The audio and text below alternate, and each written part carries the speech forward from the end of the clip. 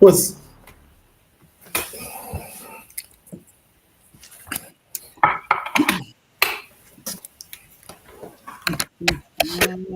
I did it again. I apologize. But everybody, welcome to the Boo Breakdown. I am JB, the sports guy, and yes, I did pause my game to be here. And now I pass it to the one and only Jordan Taylor. It's the boot breakdown. It's round one. Reactions, thoughts, concerns, the whole 9 yards. The field has shrunk. We go into round two. You got teams that were on a bye starting to enter the playing field. Welcome to the bracket. There's teams that are still dancing, and they will be involved this coming week.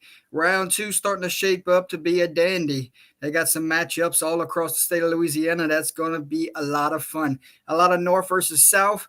A lot of teams playing in the same districts going to rematch. It's a lot of fun. It's the boot breakdown, and we are here to bring it to you. For myself, Jordan Taylor, JB the Sports Guy, Lamar, and Nick, we say get ready, buckle in. It's going to be a great show tonight. JB the Sports Guy, round two is here. Round two is here. And this is when the contenders separate themselves from their pretenders. And those who win in round two, then we say each one of those teams are contenders to compete for the state championship inside the Superdome. Lamar, everyone's trying to get to Turkey Week. It's that time of the year. Absolutely. And that's the most important time. Everybody loves to be playing football right around that time where all their families can come in. People from outside the state, Arkansas, Mississippi, come in there to see their baby play. Hopefully, one more week and try to get closer and closer to that dome. Nick Campbell, the dogs are still around the state of Louisiana. There's teams right now that do have their eyes on New Orleans, but they can't look ahead. Oh yeah, and that's what it's all about. When you break down and you talk about a bracket, they got that thing that people overlook. It's called regionals. You get to a regional matchup, man. You could take all the film you want to take out. It's all about who you are and what you're doing good at this particular time. Yeah. The teams that will enter the playing field this coming week that had first round buys. We start with JB. What do you think is some things that you thought how they approached the bye week? Some of them have been there, done that. Some of them brand new to it. So your thoughts of how certain teams around the state of Louisiana might have approached the bye week, knowing that a lot of them have done it every year. This might be some of them's first time. Well, it is someone's first time. Let's talk about Loyola Prep. This is their first time having a bye since I don't know when.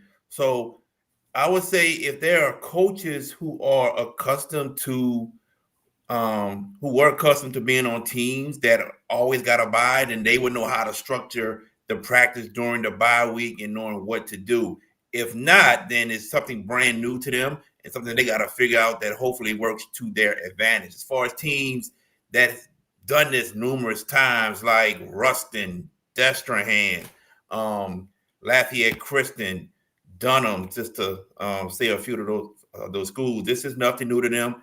The players know what they have to do and how to prepare. So it's not much that the coaches have to say to those players because they know how to do it already. Lamar, when you have this type of situation where teams are going into bye weeks, you still see the ones that get it every year are still going out to watch their opponent in the upcoming week. They're not just sitting waiting on the film. You see the whole coaching staff, you see players go and watch that matchup, no matter if this has been for 4 or 5 years in a row they got to buy. Absolutely. And the thing is always to be prepared during the playoffs here. And of course, if they're not watching the games live, they're probably watching the games on your local streaming platforms, such as Under the Lights and also the Hash It Out Show. Just had to get that plug in there. But to also look at it like that too is always trying to be prepared. And even at this stage here, no matter how far that they are, whoever their opponent is going to be, they're willing to make that drive just to get that extra edge to see what can they possibly do against other opponents. And finally, to Nick, do you think to yourself that first week, are they prepping for two teams? Are they worrying about their self? Are they gearing it up now to worry about one team, or do you think they approach the bye week just let's worry about ourselves, let's get healthy, let's make sure we don't lose anyone in these next 2 weeks? Yes. Veteran coaches don't they don't deploy going out to games unless it's a local game. They really, if it's an opponent that they're not familiar with, they trust the film, and they go by continue to keep their guys in a weight room and taking care of these little knick-knack injuries. I had a chance to stop in at Riverside one day this week and talk with Coach Lee to see how they was preparing, but I caught them at the tail end of their quarterback club, man. And it's just the same old message for people that have been there. Get your bodies right, taking care of your bodies, because we're about to go on a tournament run that's 4 games deep. Yeah, for sure. So all those teams will enter the playing field this week, but we did have some round one matchups, about 80-something of them. And we saw some teams season in, but we also saw a lot of teams punch their ticket to round number 2. When you look at the bracket in its entirety, you look back at round 1 and you think to yourself, what really caught your eye? What was your assessments as you closed the door on round 1, JB? My assessments were that the teams that were supposed to win won, except for a few. There were some shockers. Mm-hmm. One for sure, Barb, 26 seed Barb, upsetting 7 seed Northwood Shreve. A lot of people didn't see that coming, so that's a big time shocker. And we always expect a couple upsets in the first round. I mean, I believe it was West St. Mary defeating St. John, if I'm correct. No, that was you're thinking of St. Mary's. St. Mary's, yes, St. Mary's. Thank you. That was another upset. So you get a couple upsets here and there in the first round, but most of the teams that were the higher seeds won. But you get that certain upset, and that Barb, that 26 seed Barb defeating 7 seed Northwood Shreve, that is something that caught a lot of people's attention, especially now they're going up to play West Monroe. Absolutely. Lamar, I have to shift gears back to you real quick. And I have to tell you, when JB says, yes, there were some unlikely upsets that happened in the 8 brackets. Well, Lamar, let me break it down to you. There was only one bracket that's going to give us a 1 through 16 field here in the regional rounds. So that's a Division 4 non-select bracket. You get 1 versus 16, 2, 15, and the rest just play yourself out. If you know where I'm going with that. No higher seeds made it to regional round for this bracket. Every other one, we have at least one or more of those teams that upset, and we'll go play one of these higher seeds now. Your thoughts on only one that we get all 1 through 16? Well, I kind of felt like I knew there was probably going to be maybe an upset there. I mean, I thought maybe the Quincy probably would have had a good chance of possibly getting that upset against Vinton because that they had to face against each other the second time. But that's just usually how unpredictable the playoffs are. For the most part, you're always going to want to get that upset here. Like you said about Barb getting that win against West Monroe. That was a big upset there. St. Mary's getting that big upset going down to St. John's and getting the upset there.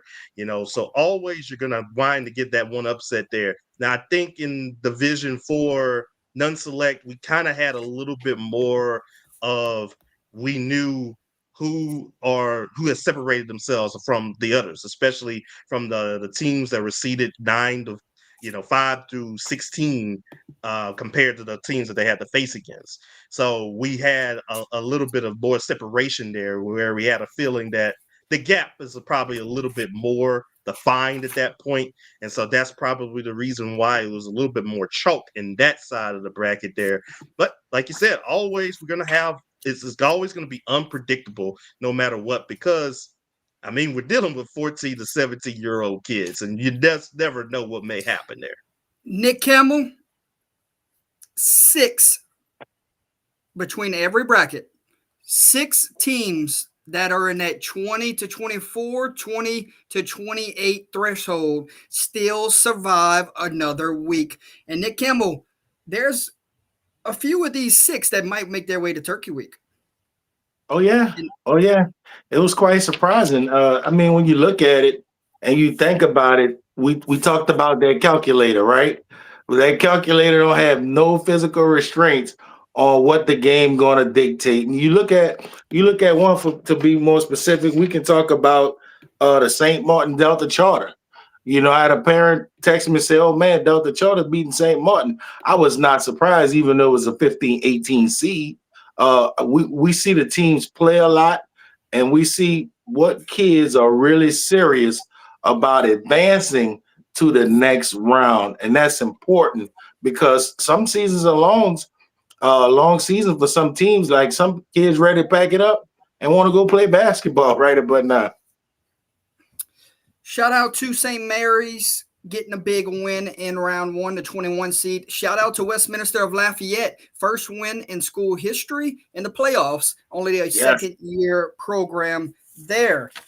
More of those 20 seeds to announce. Let's see. We got some more for you.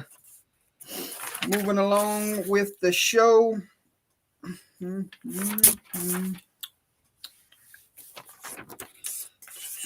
We did say shout out to Barb, the highest seed still remaining, a 26 seed. They went into Northwood Shreveport. We knew the offense was really good. The LSU commit at baseball, 6 touchdowns on the ground. Incredible. They broke a school record for rushing touchdowns in a playoff game. Wassman gets the big win over Minden, the 21 seed. Shout out to Coach Duries over there with Wassman, year 1 coach, also getting it done there. What else we had for those brackets? Any other ones that I missed real quick before we move on? Oh, Kaplan. Kaplan went down the Pine. The most physical team won in that matchup, and the Pirates walked away with a win. They were the 20 seed. And that should do it. So congratulations to those teams still dancing. There was a lot of upsets from that 17 to 19 threshold also. So we'll talk about that a little later in the show. All 4 of us saw great football this week, guys. We want to know where you were at, what you saw, your takeaways, and your thoughts on when you see those teams going into round 2, or what's the ceiling for those teams. We'll start with JB, where you were at, what you saw, and what do you think moving forward for those teams? No, well, Thursday, I was on the sideline for Riverdale versus Bonneville, and most of you know that was a Week 10 district championship rematch that was won by Bonneville. Well, hey, can I say something real quick? Yeah, go ahead, man. Every rematch that we saw this past week went the same way that it went in the regular season. That is crazy. Wow. Go ahead, JB. Wow, that's crazy. I didn't know that. But first play from scrimmage, 80 yards. Lance Simmons from Riverdale fakes the handoff to Byron Perrier and runs down the sideline. And if I sit here and tell you that was the only offense Riverdale produced the rest of the game, that was it. Yeah. Some of you might ask, well, where did the other 7 points come from? It was a kickoff return. Byron Perrier running back. Other than that, Riverdale's offense could not move the ball on Bonneville. Bonneville got a nice wide receiver named Raheem Williams. He had 3 receiving touchdowns, and he was pretty much the main factor to get it done against Riverdale. Bonneville won 28-14. They got to go down I-10 to play Turlings Catholic. They're going to have to play their best game ever to have a chance to beat Turlings. That's going to be a tough ball game for them. Friday night, we had the Hazard House Show game of the week, LB Landry Buccaneers versus the Northside Vikings. And And pretty similar and to. and congratulations to you guys on a fantastic job. Well done. Thank you, sir. Appreciate it. Thank you, sir. Um, Similar to Riverdale and Mono, first play, Landry scores on a quarterback run, like it, 70-something yards. Then Northside came back with 18 unanswered points. Fourth quarter, here comes LB Landry, and they retake the lead. They retake the lead, and then Northside drives down the field and scores a touchdown with 30 seconds left. Landry gets the ball, connects on the deep ball, and they had about 25 seconds left. And I think they are at their own 35, 40-yard line. Next play, somebody by the name of Peyton Boyd, no relation, gets the interception for Northside and seals the deal. Northside has to go play number 1 seed St. Charles Catholic. We talked to Coach Carter after the game. He says we played them last year. We are familiar with what they do. We're going to watch a lot of film on them. We're going to be ready, and we're going to be prepared for this game. So they're ready. They're confident. St. Charles Catholic, though, different beast. So let's see what happens with that ball game. Yeah. Austin, I was talking about the 3 games this past week on week 10 that were district championship games, all with the same way in round 1. Yeah, I'd have to go and hunt down some of them games like the Eunice DeRitter, the Lake Arthur Welsh, the Manny Red River. I just, if you want me to go find 12 more for you, I will after the show. Moving along to Lamar Gafford. What were you at this week? Where were you at? What were you at? Wherever you want to go, spin it the way you want. I don't care. It's y'all show, not mine. Well, I was at the Eagles desk at Holy Savior Menard on Friday. They took on Thomas Jefferson. Menard, pretty solid matchup there. They won 47-0. First off, I have to give a shout out to the TJ band. I mean, even though that they were getting blown out in that ball game, they were still loud and proud and ready. And so, I mean, they were playing like they were up 47-0. So Crank I had the to band give a up, shout baby. out to them. Absolutely. And so they were playing all the New Orleans tunes. So you had to give them that Yeah. as well. I think for TJ, I mean, there was 2 plays that just unfortunately showcased what their night was all about. Their first drive, I mean, it was a tough, quarterback throws a pass, ball bounces off of the receiver's hands. Next thing you know is an interception. So then Menard then does counter on their 4th down where they get a touchdown. Peyton Purcell comes in, throws to Sam Mercado, and then was able to get a touchdown there. So already 7-0 for the Eagles. And then you go into the second quarter, start of the second quarter. It looked like TJ was going to get on the board. They had a 30-yard field goal with a chance to possibly make it. Unfortunately, just fell just shy of the crossbar. And then on the next play, Menard was able to get a long 80-yard touchdown reception by Cutter Knowles just to kind of complete this ball game at that point. It was 20-0. And the thing was, I feel like if TJ was able to convert on those 2 plays, you never know. They could get touchdowns on those 2, touchdown and the field goal on those 2 plays. Even if they did give up that long 80-yard play, they did block the extra point. You're down 20-10. You're at the point right there where, all right, we got some momentum here. We're still in the ball game here. But I just think that after that 80-yard reception for a touchdown, that just took all the air out of the building and really just gave it to Menard there. And even at that point, Aiden Moran had 4 touchdowns in the game, basically closing it out here with the last 4 TDs for Menard. And this is a kid that last season he got hurt during the Gina game early in the season. He was battling shoulder injury, shoulder problems coming into this game. So they kind of held him out of practice a little bit there, but still came away with the biggest game of his life there, especially after their quarterback, Jake Vaughn, was hurt. So, to really come out there and showcase themselves, I think that was something big. Now, Menard didn't come away without the injury bug. Unfortunately, Sam Mercado did get hurt in the game. We'll see what his availability will be for Newman. But if they can get him back, that helps out a little bit more there because they do have a very solid, at least a good linebacker core that's technically sound. But if they lose that guy right there, I mean, that is kind of one of their heart and souls of their defense there. And they're going to be down a man going into this game against Newman here, where, Newman's going to, Newman has some good players out there. So it's going to be very interesting there. Nick Campbell, you made a post earlier. You made a post earlier. You made a post earlier. 31-27. Connect all of our corridors. You made a post earlier, and you said there's a lot still standing in your area. Where were you at? Let's talk about those teams that you got to see. Yeah, starting off with West St. John. I thought that game would have been a little bit closer at halftime.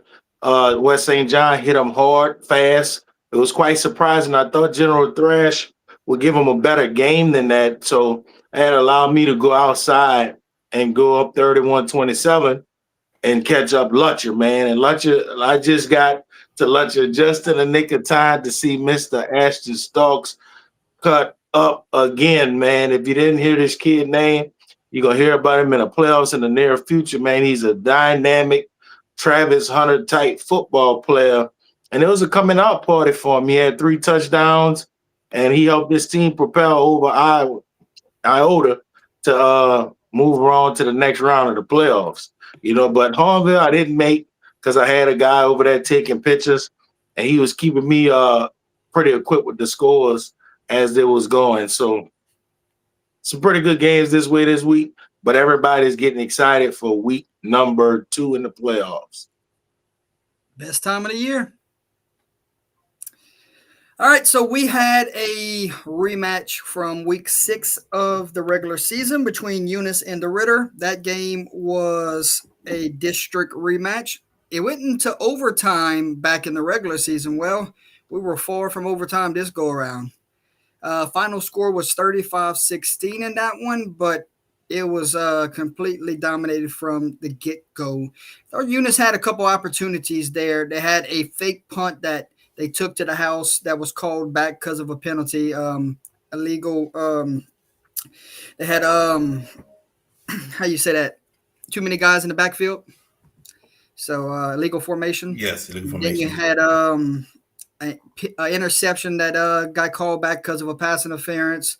They had a lot of stuff that happened. Some open receivers running that quarterback couldn't connect with them. So it was not Eunice's night, to say the least, but it was DeRidder's night from the get-go.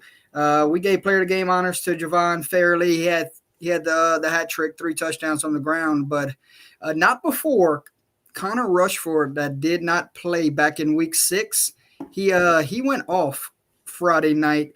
Tough nose kid. He's not going down first contact, and he had gained a lot of big yards on Friday night. The linebacker, recall, had some big plays from the linebacker position, and I thought the coolest thing about Friday night was, because it was our first time at DeRidder, and shout out to the Dragons for the big win, but I thought the coolest thing about Friday night was Coach Parmley taking over for his dad back in all those years ago. He's taken the Dragons to 8 straight playoff appearances, and then Coach Parmley and his dad on the same staff together. And then we watched Coach Parmley's son at the quarterback position take the final kneel down right there at the end. So a full circle moment right there. It was pretty cool to see the family bond right there, knowing that they'll always have that memory, a playoff win right there where Coach got to see his son get the final kneel down. And good luck to the Dragons. And that's all I have to say about that. We did not get the same thing we got in week 6. So, but congratulations to the Dragons. What I found interesting is that you talk about Fairley. Fairley only rushed 5 times, scored 3 times, 121 yards, in that. Also, DeRidder as a team rushed for 335. There you go. Yep, they definitely they had a game plan. They went in with it, and they executed extremely well. And the defense also caused about 3 or 4 turnovers also. So it was a complete effort from top to bottom. So we look at that, we turn the page. Now it's time to find out where all four of us is headed this coming week. And I'm going to take some guesses here. Okay. Like JB, I know where you going. Yeah. I know where Nick you're going, but these guys on the bottom, I'm going to take some guesses here. As I look at the bracket, I'm going to take a wild guess and say, Lamar, you're going to get you some jambalaya and gumbo at the Grove when the defending state champs come into town on Friday night. Catholic Iberia and Bunkie. And if it ain't that one, here's my second, Alexandria and Brother Martin. Which one are you going to? I would probably say you're wrong on both of those. What? What? If I was a betting man, I would have lost everything just now. Ooh, You would have lost everything. Now, I'm looking at the Tioga Brother Martin game. Not the Tioga Brother Martin game. The Tioga Rummel game. Yes, Tioga Rummel game. I'm looking to see that one. I haven't seen Tioga since week 2 when they played against Leesville. So I'm trying to see here if somebody is going to be at that game. If somebody is going to be at that game, then I am going to shift to the Ash Brother Martin game.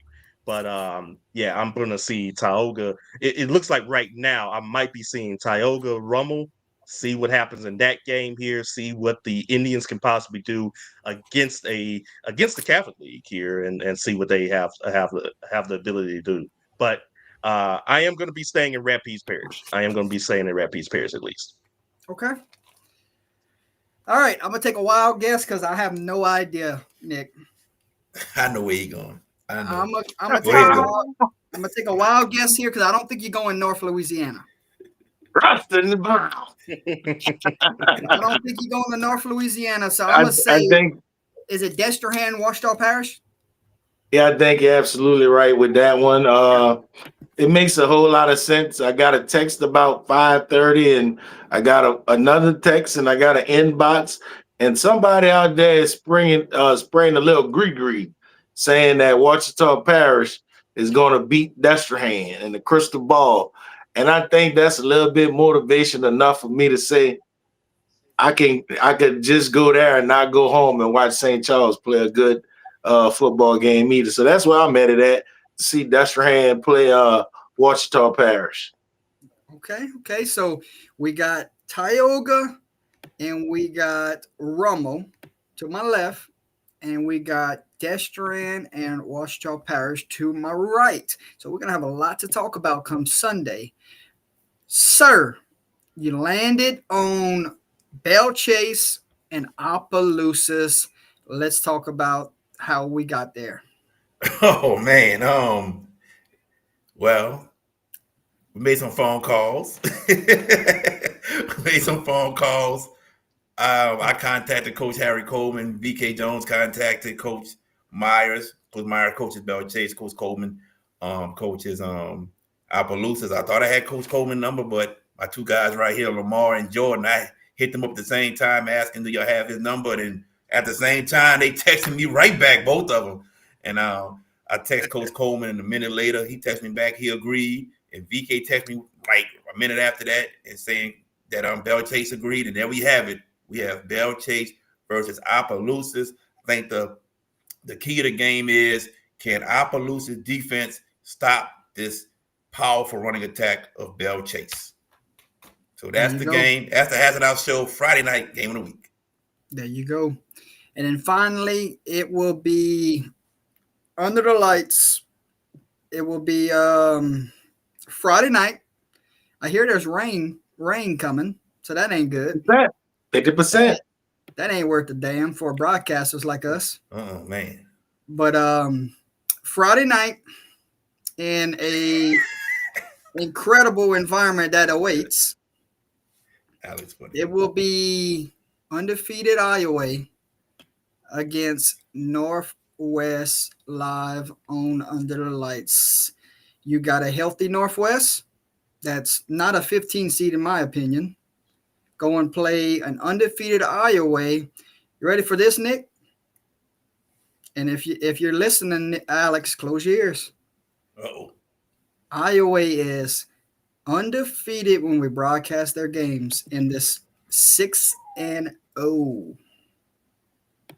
Make it 7. I told you about Iowa week 2. Will we see an undefeated streak come to the end? Because like I told y'all, this ain't a 15 seed. Come on down to afternoon. We have a lot of Iowa people in the chat right now. They kept saying, "Come to Iowa, come to Iowa, come to Iowa." I'm just like, just sit tight. He's going to say it. He's going to say it. There you go.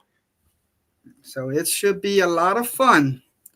I don't see this one going in a route direction. I think this is a 4-quarter war, guys.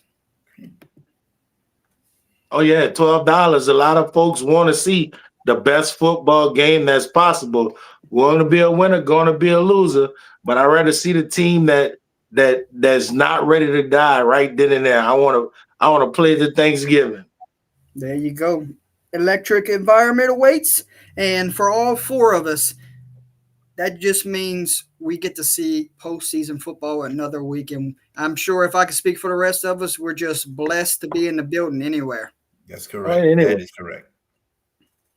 So we shift gears and talk about some things that that go into these round 1 matchups. Sounds good? Yep. Can we start in Division 4 non-select, guys? Yes, sir. Yes, sir. Let's do it.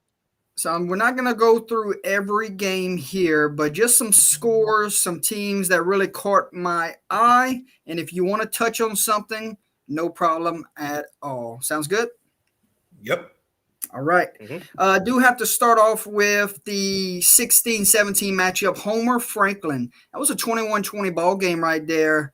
So it looks like an extra point. The difference there, Homer Haynesville, we get a rematch from the state, the third longest rivalry running game in history. We get another crack Homer Haynesville because Homer wins at 21-20. Oh yeah, JB. you don't have to get up for that one. Exactly. Thoughts on the 21-20 victory for Homer, setting up a rematch with Haynesville?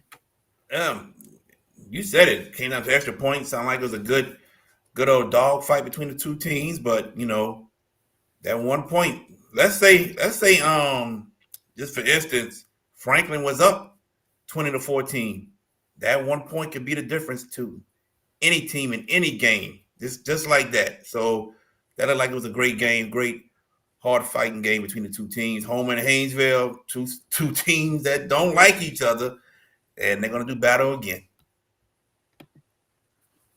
Lamar.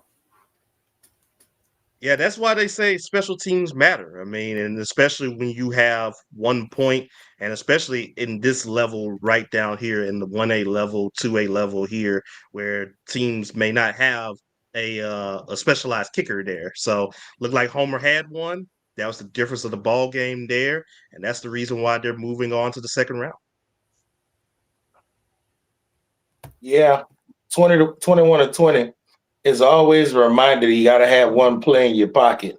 Always for a 2-point conversion, playoff time.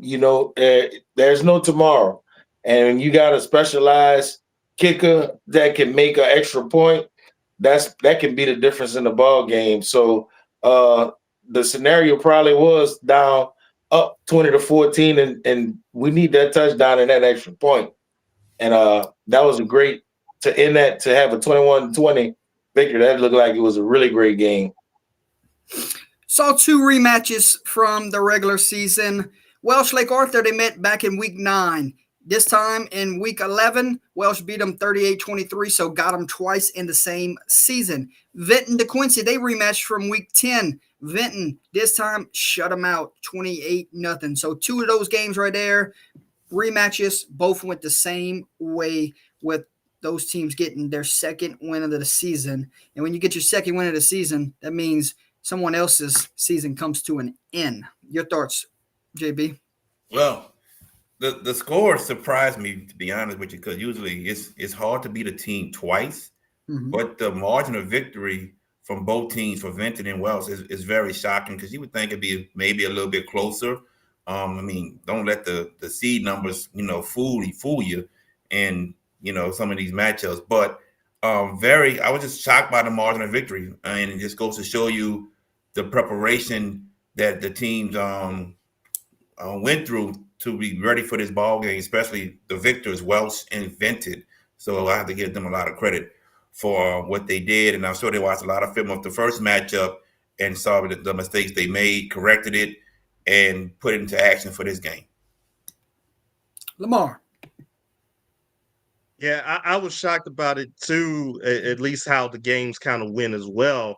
I mean, I had the Quincy possibly, going on to the quarterfinals. I thought that they could be a team that could do that there, but shout out to Vincent for coming away with a shutout win, especially with how last season ended in a high scoring shootout matchup against Montgomery last year. And so just to kind of regroup there. And of course, for Welsh getting that big win against Lake Arthur. And I think another one of those rematches was Grand Lake Montgomery. They did play against each other before district play, but that one was also a little bit of a shocker right there for me because I thought Montgomery was at least going to. I thought Montgomery was going to at least have a little bit more firepower on offense there, but for Grand Lake to hang 61 points on them, I mean, that definitely does say something about that their offense was pretty much humming right along there. Yeah, by any chance, I didn't expect Vinton to come out with all guns blazing and pitch a shutout in the playoffs. I'd have never thought it. I had Vinton moving on in my master bracket, of course, and I had the Welsh Greyhounds moving on also. When you look at those teams like that got championship pedigrees, somebody like Welsh, they're going to find a way how to start winning again. And games that build up and keep building up, that's when we're going to bring the fan base. We talk about the community be involved, and you'll be surprised. I wouldn't be surprised to see Welsh give Logansport a really, really good tough football game coming up this week. Good catch right there, Lamar. They met back in week 4. 62-34 was the final, and Grand Lake won it then, and they win it now. You go into thinking about those two football teams. Vinton, year 1 head football coach, Coach Laverne, tremendous job, has his guys playing round 2 at home. And Welsh, a veteran coach over there, and Coach Corville has his guys going play Logansport in round 2. So excited to see what happens there. And if Grand Lake's healthy, watch out for the Hornets also. Last one for this bracket, West St. Mary, Basile. What a battle that was. West St. Mary had to come back in this game. This is one of those deals where 1A versus 2A, and it didn't really matter if you were in different divisions because these two teams went toe-to-toe right here. 28-22, West St. Mary gets the win over Basile. Well, you got to credit West St. Mary for not giving up, continuing to fight, showing the perseverance to come back and win this game. Like you said, they were down and finding ways to make big plays happen and finding ways to finish this game and finding a way to hold off Brazil from scoring anymore. So credit West St. Mary for the victory. Tough task ahead as they're going to travel to Buras, Louisiana to play South Plaquemines, but credit West St. Mary for the job they did to come back and win that game against Basile. Yeah, same. I mean, I have to agree with that too. Credit for West St. Mary for coming back to winning that game. I mean, hey, they came into the postseason on a 2-game losing streak, losing to Catholic New Iberia and Lauraville, and so you could have basically folded up the tent right then and there and just say, "Hey, look, we're going to go on to basketball or whatever our next endeavor is going to be," but to come out there and say, "Look, we're going to play one more week of football." I mean, that definitely does say something there. So shout out to the Wolfpack. Oh yeah, man! We gotta realize playing those first 2 games of the season that can really galvanize a football team, and you can learn something from a coaching standpoint from losing. And when you get to the playoffs and you get your guys motivated to get this extra adrenaline that's going to get those W's, man. And shout out to Coach with West St. Mary to get those guys to continue to keep playing hard throughout this playoff run. It's never over until it's over. The regional rounds, you're going to see a lot of games coming down to last plays, and battle tested teams, no matter what classification you are, you're going to have a chance to pull one of those games out. And that's what it's all about. There you go. We read off the rest of the scores for this bracket. Jonesboro Hodge over North Central 44-20. We had Logansport over Vornado 44-0. We had Elton over LaSalle 36-14. North Iberville over Arcadia 53-6. East Feliciana over Delcom 44-6. Faraday over Northeast 58-0. And West St. John takes care of General Trask 52-6. Shift gears, round 2. Let's talk about these matchups we got in front of us. We start off with the 1 seed Haynesville, the 16 seed Homer. That is a rematch from the regular season. We all know how long that rivalry has been playing, over 100 years. We got Jonesboro Hodge against Vinton. That's a little 8-9 matchup there. Hodge actually made the trip down to the team that Vinton beat in the previous round. Jonesboro Hodge made the trip to DeQuincy and won that game in the regular season. So they got to make another trip down this direction, this time to get the Vinton Lions. 5 seed Logansport welcomes in the 12 seed Welsh Greyhounds. Logansport better be very careful this coming week. Grand Lake Tall Task, they got Jeanerette this week in a 13-4 matchup. West St. Mary hits the road, goes take on the state champs in South Plaquemine. It's a little 3-14 there. Then we get 6 seed North Iberville, and we get 11 seed Elton. I think that one right there is in for a lot of points. That's a and long then game. 7 seed East Feliciana, 10 seed Faraday. This one right here feels like it's going to be a dandy. Yeah. And then we got 15 seed West St. John, 2 seed Mangum. Well, you better leave right now because that's a hike and a half. If going to Louisiana. All right, we got the matchups. It's 1 through 16. We got them. JB, you get the honors. We get one game to choose each. Which game you want to talk about out of these 8 that we have in front of us? Oh man, Nick, I'm sorry, brother. Got to do it to you. It's West St. John and Mangum. Mangum looks like a team that can get to the dome, but West St. John showed me something last week or Friday night that I've been waiting to see from them this entire season. Which West St. John team gonna show up? We know this team is talented. We know they're full of athletes. It's been up and down with them the entire season. But what they did against General Trask was eye-opening. Because I thought so. Nick said it earlier. He thought it would be a much closer ball game, and West St. John won. Yeah, who you telling? I picked General Trask win tonight. Oh man, and they beat them pretty bad. So if West St. John can make this trip up north of North Louisiana in the Monroe area, if they can play how they played, like they did against General Trask, I think they can give Mangum a run for their money. We shall see, but I'm intrigued with that one. Won't be easy. Right. Lamar, you get a game. You get a game. Talk to us about which one you want.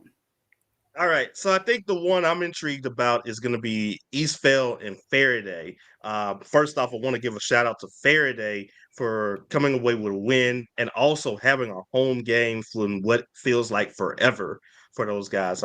For those that did not know, their field situation, that's the reason why in the second half of the season, they have to play a lot of their games on the road. So for them to get their field situated right back and to give those kids an actual send off and what could be their last home game for them, I think that was kind of a good notice there. And also for Faraday last season, you know, after getting out ahead against Lake Arthur and then having that fight last year, unfortunately, for them to also come away with a win, I think that's kind of a good one there. But yeah, Faraday against Eastvale, that should be a good matchup, I think.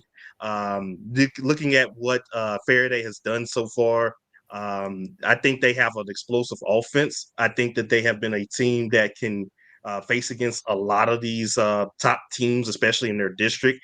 Mangum, OCS, and Oak Grove unfortunately lost in heartbreaking fashion to those teams. But I think this Faraday squad, they have the makeup of possibly playing on Turkey Week here. And so I know Faraday's going to have to go all the way up there to East Fell, but I don't think that they're going to be phased by that at all. And I think they want to at least play one more game of football with them. Nick Campbell, final game. What you got, my man? Yeah, mine is number 6, North Iberville versus Elton. When that bracket came out, I do a master bracket, right? And I'm not convinced that's a strong 6 seed right there. And I think that's going to be a game that Elton could come in and have. You know what I'm saying? It's probably going to be a lot of scoring. It's probably going to be a lot of scoring going on. But that's a game that really intrigues me. North Iberville, they've been playing some good teams all year, but I think that seed was a little bit strong for me. So keep an eye on that number 11-6 matchup. Yeah, that one right there. I don't think both defenses are going to stop each other. Who get the ball last? And my final one is Logansport Welsh. I called this game a couple years ago in the quarterfinals. It's a fantastic coaching matchup. You got talented players on both teams. It's a 1A versus 2A matchup. Let's keep that in mind also. So we'll see what happens there. Welsh will have the depth. Logansport will have guys that will run through a brick wall. So something's got to give in this one in a little 5-12 rematch of the quarterfinals a few years back that we called on our platform. Division 4 select, guys. Let's talk about it. Let's talk about some of these games here.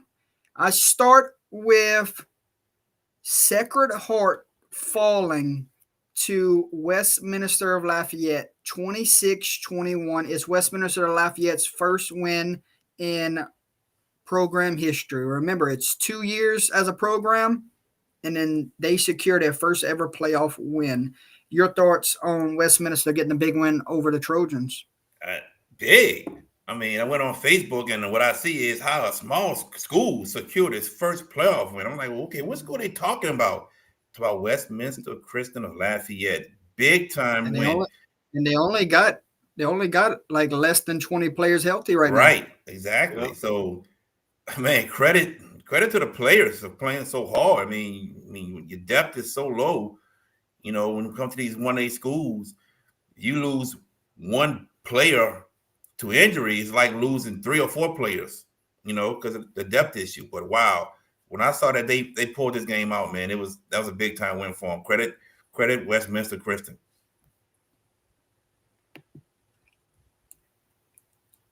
Yeah, absolutely. Credit Westminster Christian for getting that win here. Like you said, new kid on the block, and for them to get a big win like that, just to kind of jumpstart their program, that's gonna say a lot there. So you know, hey, the Chargers, I mean, I know they got something going on. I know they were ranked in the LSWA poll at some points during the season as well. And so just for you to, I mean, look, you're always going to remember your first, and that's the thing there. So they're going to remember this forever on this one too. And that could be the turning point in helping out their program. First playoff win for them as well. Oh yeah, look, Sacred Heart was playing really well, but in Betty Wright's voice, she said tonight is the night. And you know, when you got a 13-20 matchup, Sacred Heart was playing really well. Westminster, they played some really good teams. They had a pretty strong little run, but for them to come and play Sacred Heart was playing too well for me to think that game would have happened. But kudos to the coach and the coaching staff and the players, man. They got 15 healthy players that's like actually contributing, man. That's some Iron Man football. So my shout out goes to them. And look, we gotta really keep a close eye because we want to see how this story ends. Yeah. I do have to go back to a year ago, guys, real quick with that matchup.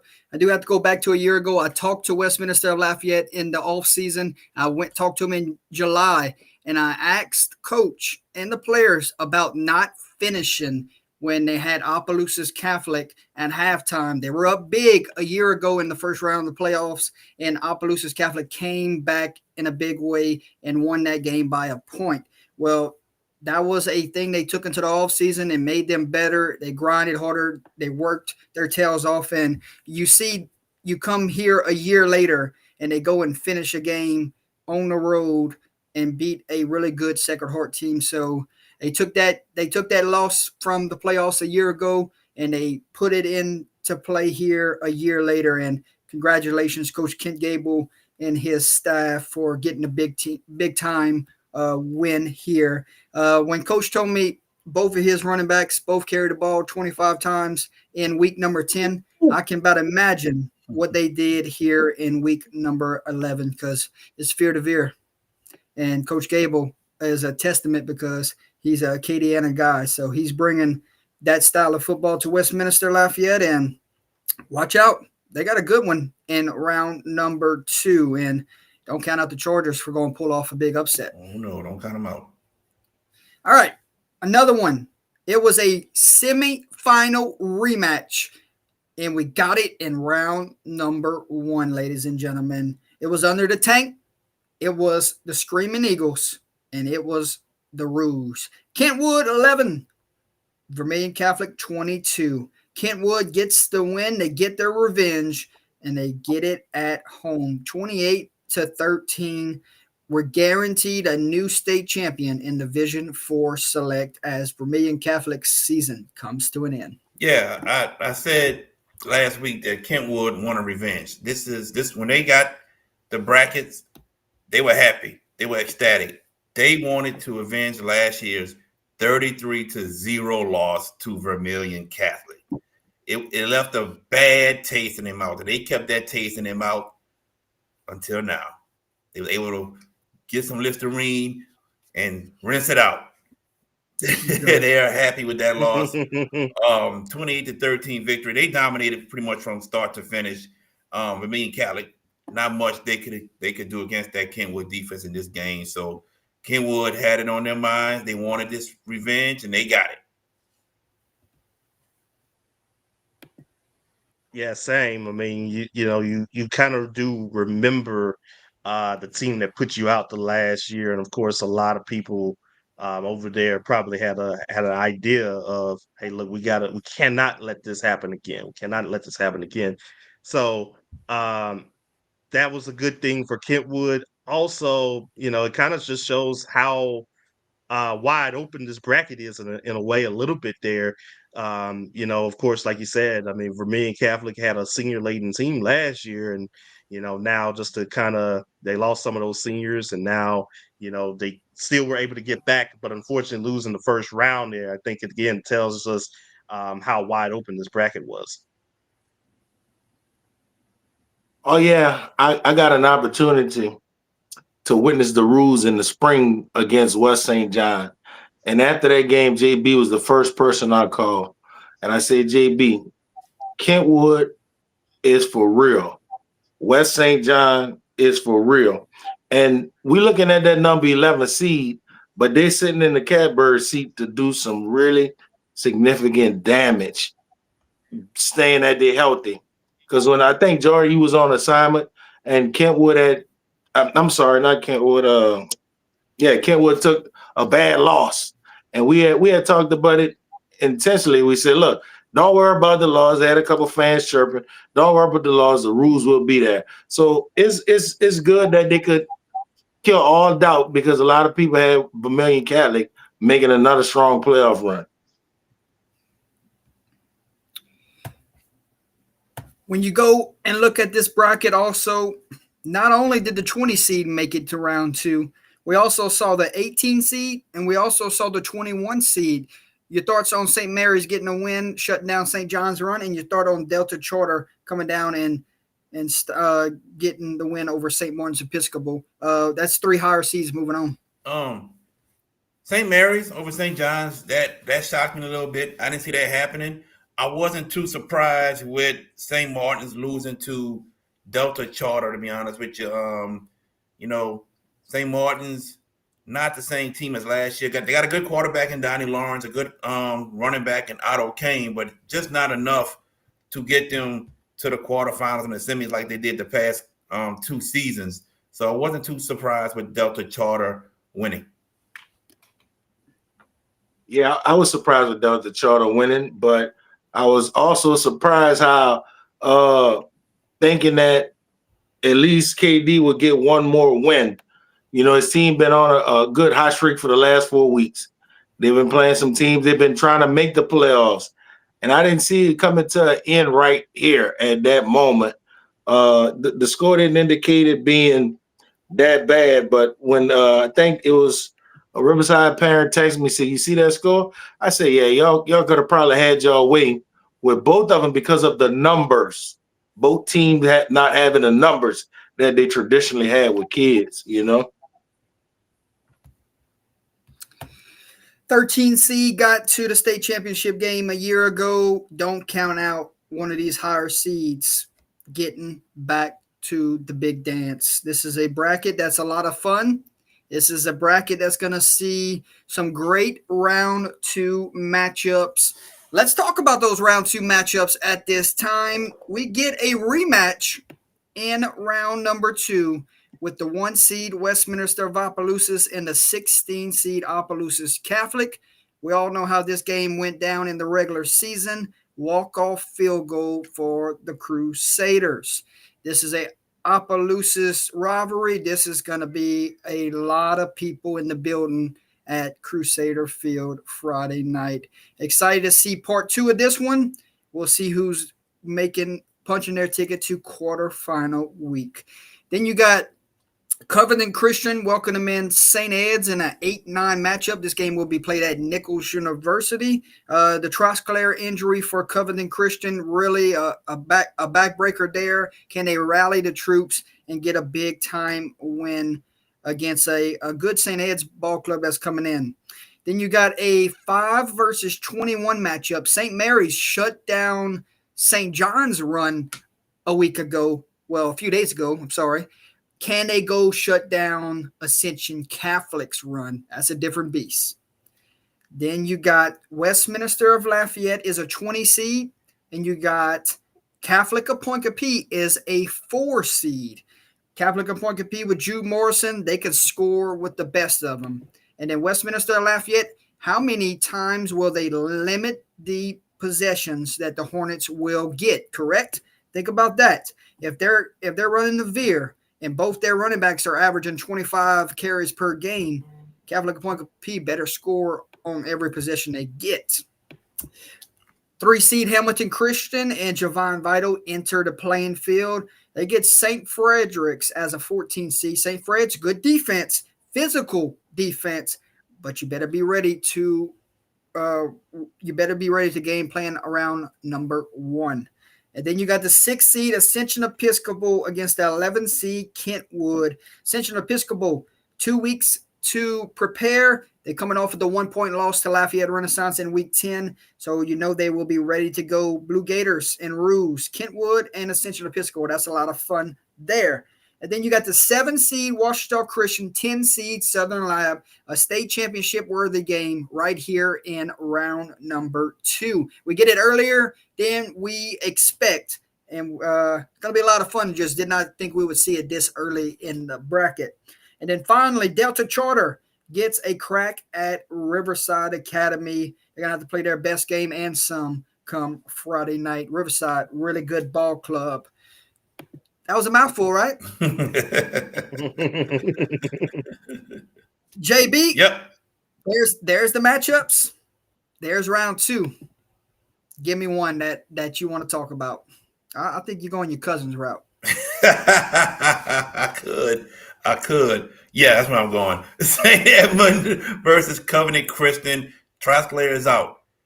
I've said Amari Burks needs to be used a lot. We talk about 6'2.5", big-time wide receiver. They need to give him the ball. He is something special. This is not just me saying that because he's my cousin. No, I've seen the guy play. You got to get him the ball. Get him open in space, and he can make big things happen. St. Edmund is a great team. This is going to be a tough ball game for Covenant Christian to win, period. But you got to give the ball to your playmakers. And I'm telling you, Amari Burks is a playmaker. He wants his opportunity. Give him the ball. He can make things happen. I promise you. You know it, Nick. Okay. Yes. Just like your cousin over there with Northside. Yeah, him. Yeah. Lamar, give me a matchup on this bracket that you want to talk about. I go to Monroe for this matchup here, and that is going to be Washita Christian Southern Lab. As you mentioned earlier, Jordy, man, look, it's a shame that one of these teams has to lose in the second round, but this is a great matchup that obviously a dome worthy matchup here, and we get it early, and we get it for the right to play on Thanksgiving Day. I mean, you got OCS coming in there with after their loss to Oak Grove, and they had a couple of weeks to kind of stew on that there. And of course, Southern Lab has already played a very tough schedule. Well, while their record may not look as sterling and everything there, but they are a dangerous team that has been battle tested so far this season. And so it is going to be very interesting to see which one of these teams stands out here in the win. I think, again, making that drive up there to Monroe probably gives OCS a good bit of an advantage there, but they cannot overlook the Kittens here. Nick, you got a game that you want to talk about? Yeah, I'll be probably beat up real bad if I don't talk about the Riverside Rebels getting ready to host their playoff game. They fans been chomping at the bits. If you ever made it out there to reserve, they bring their kids out by beating on the doors and hollering rebels, and then all of a sudden here comes smoking Coach Lee Roussel marching his guys out. But saying that to say this, playing a team like Delta Charter, Riverside they've been looking for great games all year. After they played their game against Terrebonne, it didn't go their way. They took it upon themselves to destroy everybody that was in their way. Now let's keep in mind that Riverside got a lot of underclassmen that is playing this year. When I say underclassmen, we're not talking about sophomores and juniors. We're talking about 8th and 9th graders. And there's some impact players on both sides of the ball. So you gotta get those young guys going. And they're more, when you catch guys young like that, they're more to listen to their coach than listen to anything else. So they're very impressionable right now. So I hope that game is streaming so I could do a double dip. Okay. I'm gonna go with this one here. Let's go Westminster Lafayette and Catholic Appointees. And here's what I'm gonna say about that one, because this game will be at Catholic Appointees and Westminster of Lafayette, back-to-back weeks getting big-time wins.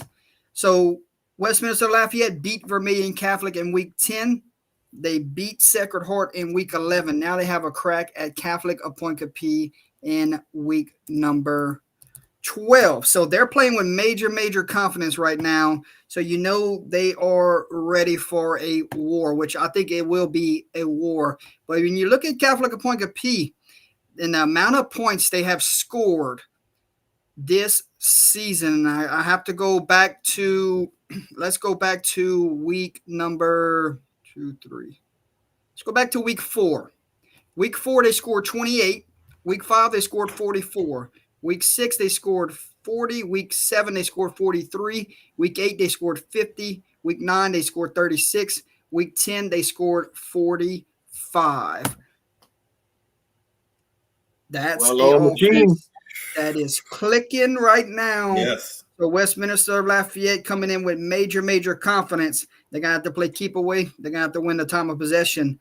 Because if Catholic Appointees gets the ball 4 times, I expect them to score all 4 of those times, because I don't expect them to get more possessions than they're normally accustomed to. But Coach Carruth, Coach Gable, that's going to be a lot of fun, boys, on Friday night. Yes. Reading off the rest of those scores real quick. Let's see. Opelousas Catholic beat Ascension Christian 35-7. St. Ed's beat Lincoln Prep 62-18. St. Frederick's beat Cedar Creek 49-6. Southern Lab beat Central Catholic 48-6. And then Delta beat St. Martin's 28-15.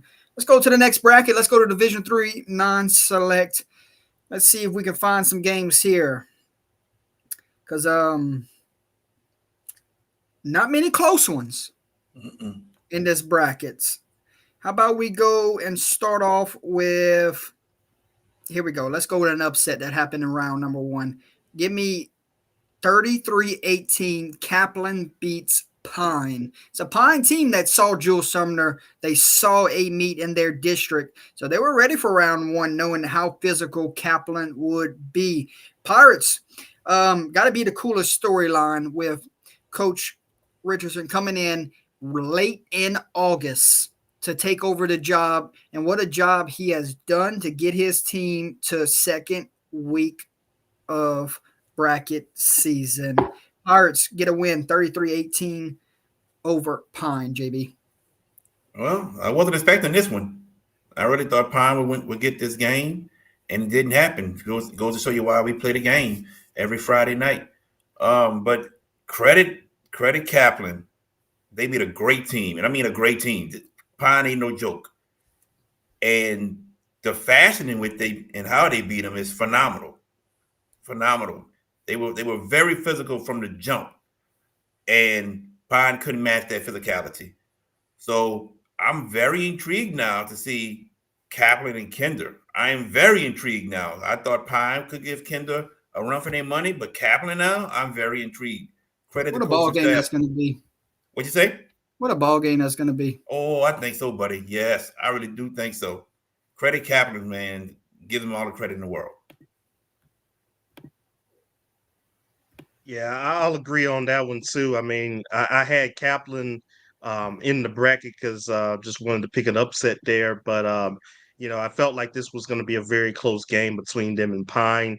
But credit to Kaplan for doing their job there, going all the way on the road, just to win over there at Pine here. Long drive for them there. And now they get a much shorter drive now and having to go against Kinder, another solid team here. So that could be an interesting matchup between both of those teams there. So can't wait to hear about that one.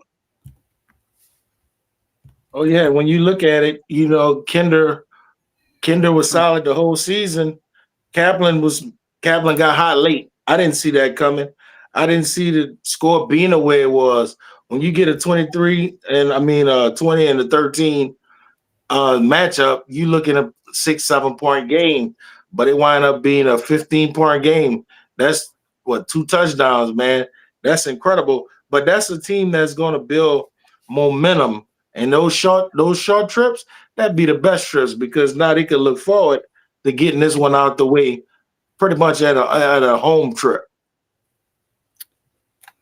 JB, you can hear me? Yes. Kaplan got a really good running back in the Marion Cormier, and Coach Thompson has done a tremendous job, like I said, but this ain't your Kaplan of old where you think it's downhill, run the ball 60 times a game. How about shout out to Sabe David? He was 6 for 13 through the air, had 185 yards passing and 2 touchdowns. That's not your typical Kaplan ball club there, airing it out to get a big-time playoff win, but you can't be, how do you say that? You got to have other options if teams are loading the box in the playoffs. That's and right. There you go. There's some big-time numbers for the Pirates passing attack where we're so used to seeing them running the ball down people's throats, like what we saw them do at Southern Lab earlier this year. Yeah, exactly right. Exactly right. Just goes to show you, they can do it more than one way by just running the ball. They can open it up and throw the ball as well. It goes to show you that. Yeah. All right. So we had a rematch from the regular season. This time it was played at Manny. Manny and Red River clashed again. Red River got the best of them in the regular season, blew them out. Yeah. And then here we go. Second time around, Manny and Red River would meet at Manny this go round, and Manny gets the 35-27 victory over Red River. They say you can have the regular season win. We're just going to keep playing on to next round. Your thoughts? Manny gets their revenge. Yeah. Well, like I said earlier, it's hard to beat a team twice, and Red River couldn't do it. Manny gets their revenge and a sequel that pretty much lived up to the hype. I mean, we got a 1 touchdown ball game here. So this was a game that was fought from the first quarter all the way through the fourth quarter between two teams who are very familiar with one another. But Manny was a team that figured out how to finish at the end. So the Manny Tigers moving on and taking a drive down south to beautiful downtown Vacherie to play St. James. Yes, indeed. That was a 34-6 victory for Red River back in the regular season, guys. What a complete difference in the ball game we got. Yes, sir. Yeah, what a turnaround there. And it feels so good to at least have playoff football back in Manny, especially after they went there 0-10 last season. Coach Tyler Hassel has really done a very solid job in trying to reclaim the glory of what Manny had under Jess Curtis. And that's one step right now in trying to do that there. And I know our TV station, they were up there at Manny. The fireworks were going off in that game like they always are in Manny. And for them to get that win, that was very good. Another great place where they tailgate very well as well. So shout out to Manny and getting their win there. Oh yeah, look, I can make y'all laugh because when Jordan was picking their games, I was in there. They was talking about Red River. I was hollering, Manny, Manny, Manny. St. James want the Manny to come down to beautiful downtown Vacherie. St. James want to play a team that they can knock some rust off really good. They've been playing some teams towards the end like Berwick and Patterson. They've been beating the brakes off them. So this is a really good tune-up game for West St. John. A lot of other folks was in your chat, Jordy, talking about Red River. I didn't see it happening. So shout out to Manny and his coaches and get ready for a really good ball game Friday night. St. James still want their revenge on Manny from a few years ago in the playoffs. You know that's what it's about. Come on now. When you look at this ball game here and you think about St. James getting Manny, it's a potential first of 3 meetings along the way with teams that they're going to have to stop the run. So we look at St. James, we know Manny, they're going to run it right at you. They're going to have to stop the run. They get by them, then here comes Oak Grove. Oak Grove, similar offense, going to have to stop the run. And then, waiting in the semis, most likely will be Sterlington. And what does Sterlington do? The same thing that they're going to see. Same thing they're going to see the first 2 weeks before they get to that semifinal matchup. So by the time they would get to Sterlington, they will be ready to stop the run. That you said it. You said it because I think Manny, Oak Grove, and Sterlington all runs the same type of offense. I think they all run the veer. And if St. James prepares for that against Manny and defeats Manny, they're gonna be ready for the next week against Oak Grove, and then be even more ready come against Sterlington by going up against it week after week after week. There you go. So I think it sets them up if they don't get upset along the way. I think it sets them up for a better semifinal than what we're accustomed to seeing, because they wouldn't have seen that offense until that point in previous years. Well, Lamar. A name to watch there for Manny, Daniel Thomas. He had 5 touchdown runs against Red River. So that is definitely going to be a guy that that St. John has to try to stop in that ball game. St. James has to try to stop in that ball game there. Gotcha. Okay. And we everybody went though, correct? Yes. Yes, sir. Okay, cool deal. The rest of them were just blowouts, guys. I mean, I'm going to read off these scores, and we're going to go to round 2 matchups. St. Helena went on the road, knocked off Avoyelles 58-26. Got a lot of athletes on the outside there that gave Avoyelles some problems. Marksville and the quarterback Lavallee knocked off Patterson 48-14. Mansfield, man, they got a talented football team right there at Mansfield. They beat Winfield 42-12. ERAF over Bogalusa 56-0. Why are we letting 1-win teams in the playoffs? Union Parish over Rayville 41-18. Richwood gets the win over Caldwell Parish 40-20. Richwood has turned it on here late. Oak Grove over Port Allen 47-0. Laurelville over Ville Platte 28-6. Church Point over North Webster 42-7. And then we got Donaldsonville knock off Westlake 18-0. Donaldsonville, you needed to come back after that Week 10 loss to Patterson. That was one that we didn't see coming, but good to see them bounce back, shut out the Rams here in round number 1. When we look at this bracket, we take a look and say 2 of those teams have made it that weren't the higher seeds. 17 seed St. Helena, and 20 seed Kaplan. Here's your matchups. 1 seed Gina Giants enter the playing field, and they get the 17 seed St. Helena Hawks right there. St. Helena, you better be ready to stop the run. Marksville, Mansfield. This one has the makings to be an epic 8-9 shootout. Okay? 5 seed ERAF, 12 seed Union Parish. This is strength on strength, boys.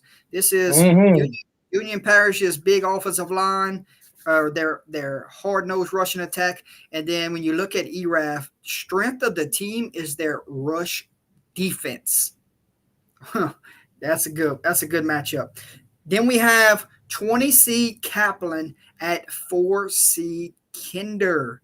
One of those matchups right there. Throw the records out, throw the seeds out, and standing room only awaits.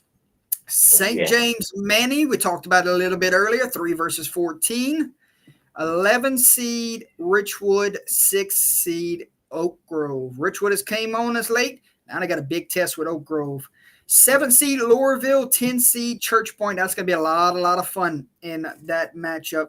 Then the 15 seed Donaldsonville gets 2 seed Sterlington. JB, give me a matchup. I got one for you, and it's close to your area. ERAF Union Parish. Lay it on the table. You said it. D-line versus that O-line for Union Parish.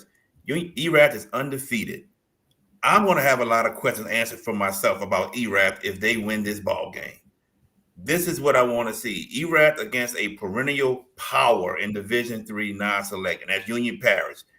And like I say, perennial power. Union Parish has been to the state championships. They won state championships. They went to semis last year. This is what I want to see right here.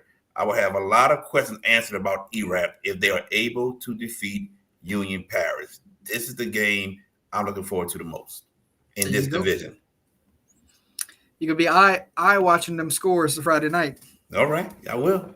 I'll be sweating it out, me. Because you know what? You know why. Lamar, what you got, babe? I'm going to go with Mansfield and Marksville. That 8-9 matchup is an intriguing one here. And I think they always say styles make fights here. And you're going to have a Mansfield team that can run the ball with Terrell Pegue. I hope I'm saying this man's name correctly. Pegues, whatever it is. They're running back.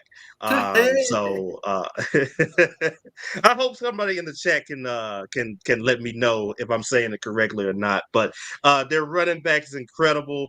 Over 1,500 yards. He has rushed for about 20 touchdowns so far this season. And so how can Marksville try to stop him? That's going to be something there. But also this Marksville team has a good passing attack. Devin Lavallee, he can do it all on the ground, running as well. 2,700 yards total. He's accounted for 37 touchdowns this season, and he has 2 great receivers to really pass the ball to, Armani Benjamin and also Price as well. Those 2 guys, man, incredible. So styles make fights there. Will it be the passing game of Marksville, or will it be the running game of Mansfield? Nick. Yes, sir. Yes, sir. Go ahead, Jordan. What, you thought I was sleeping? I don't know, man. I don't know. No, I'm looking down at this paper. Look, I want to see Coach Sheridan rally his team. Been up and down all year. They had a chance to play St. James. They didn't show up. They went out and lost a game they shouldn't have won. So let's see if they can win this game in Sterlington that they don't supposed to win. And Coach Sheridan been around a very long time. And coaching. So nothing would surprise me from that matchup. I think he would make a lot of people in St. James happy if he would win that game. You know, he'll go home to Ascension Parish and get all kind of treats at his door if they could find a way to upset Sterlington and move that pendulum a little bit more for St. James. Okay. All right. I'm going to go with the 7 seed Lowerville Tigers versus the 10 seed Church Point Battling Bears.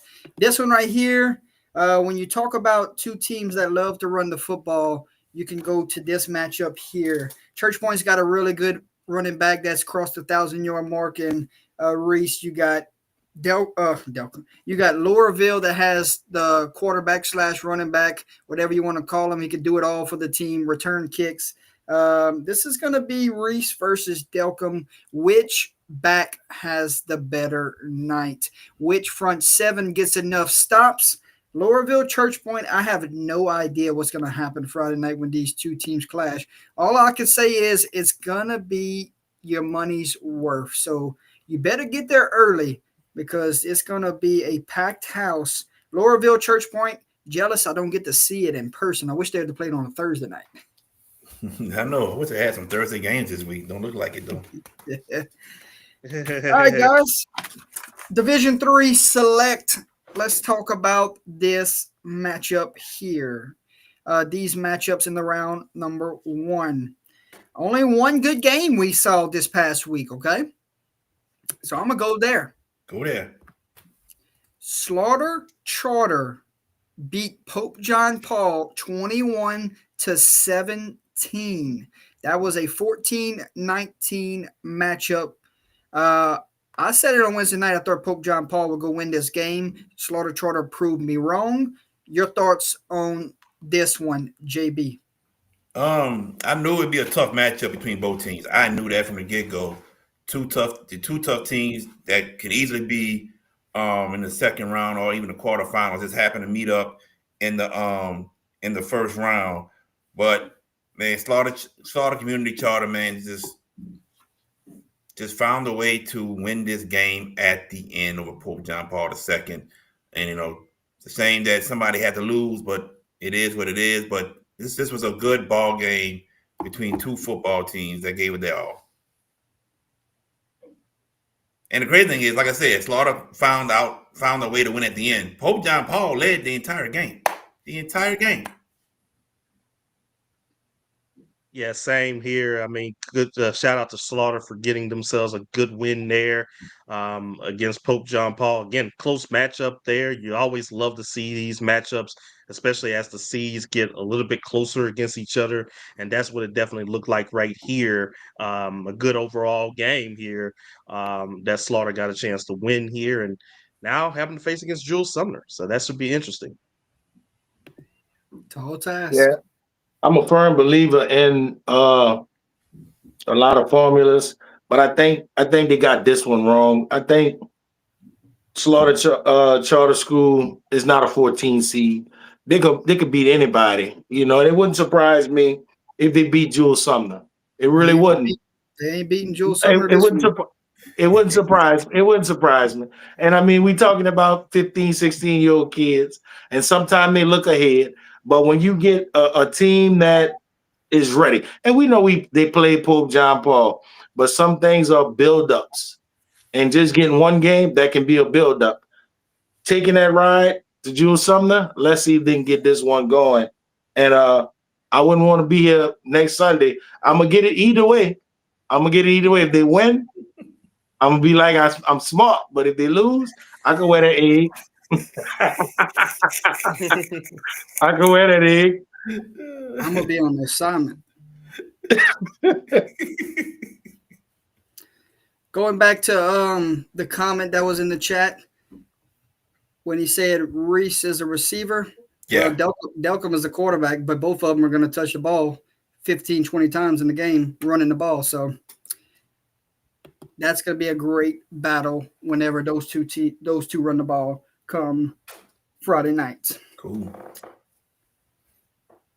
Let's go to this next matchup here. An 18 seed and a 15 seed met.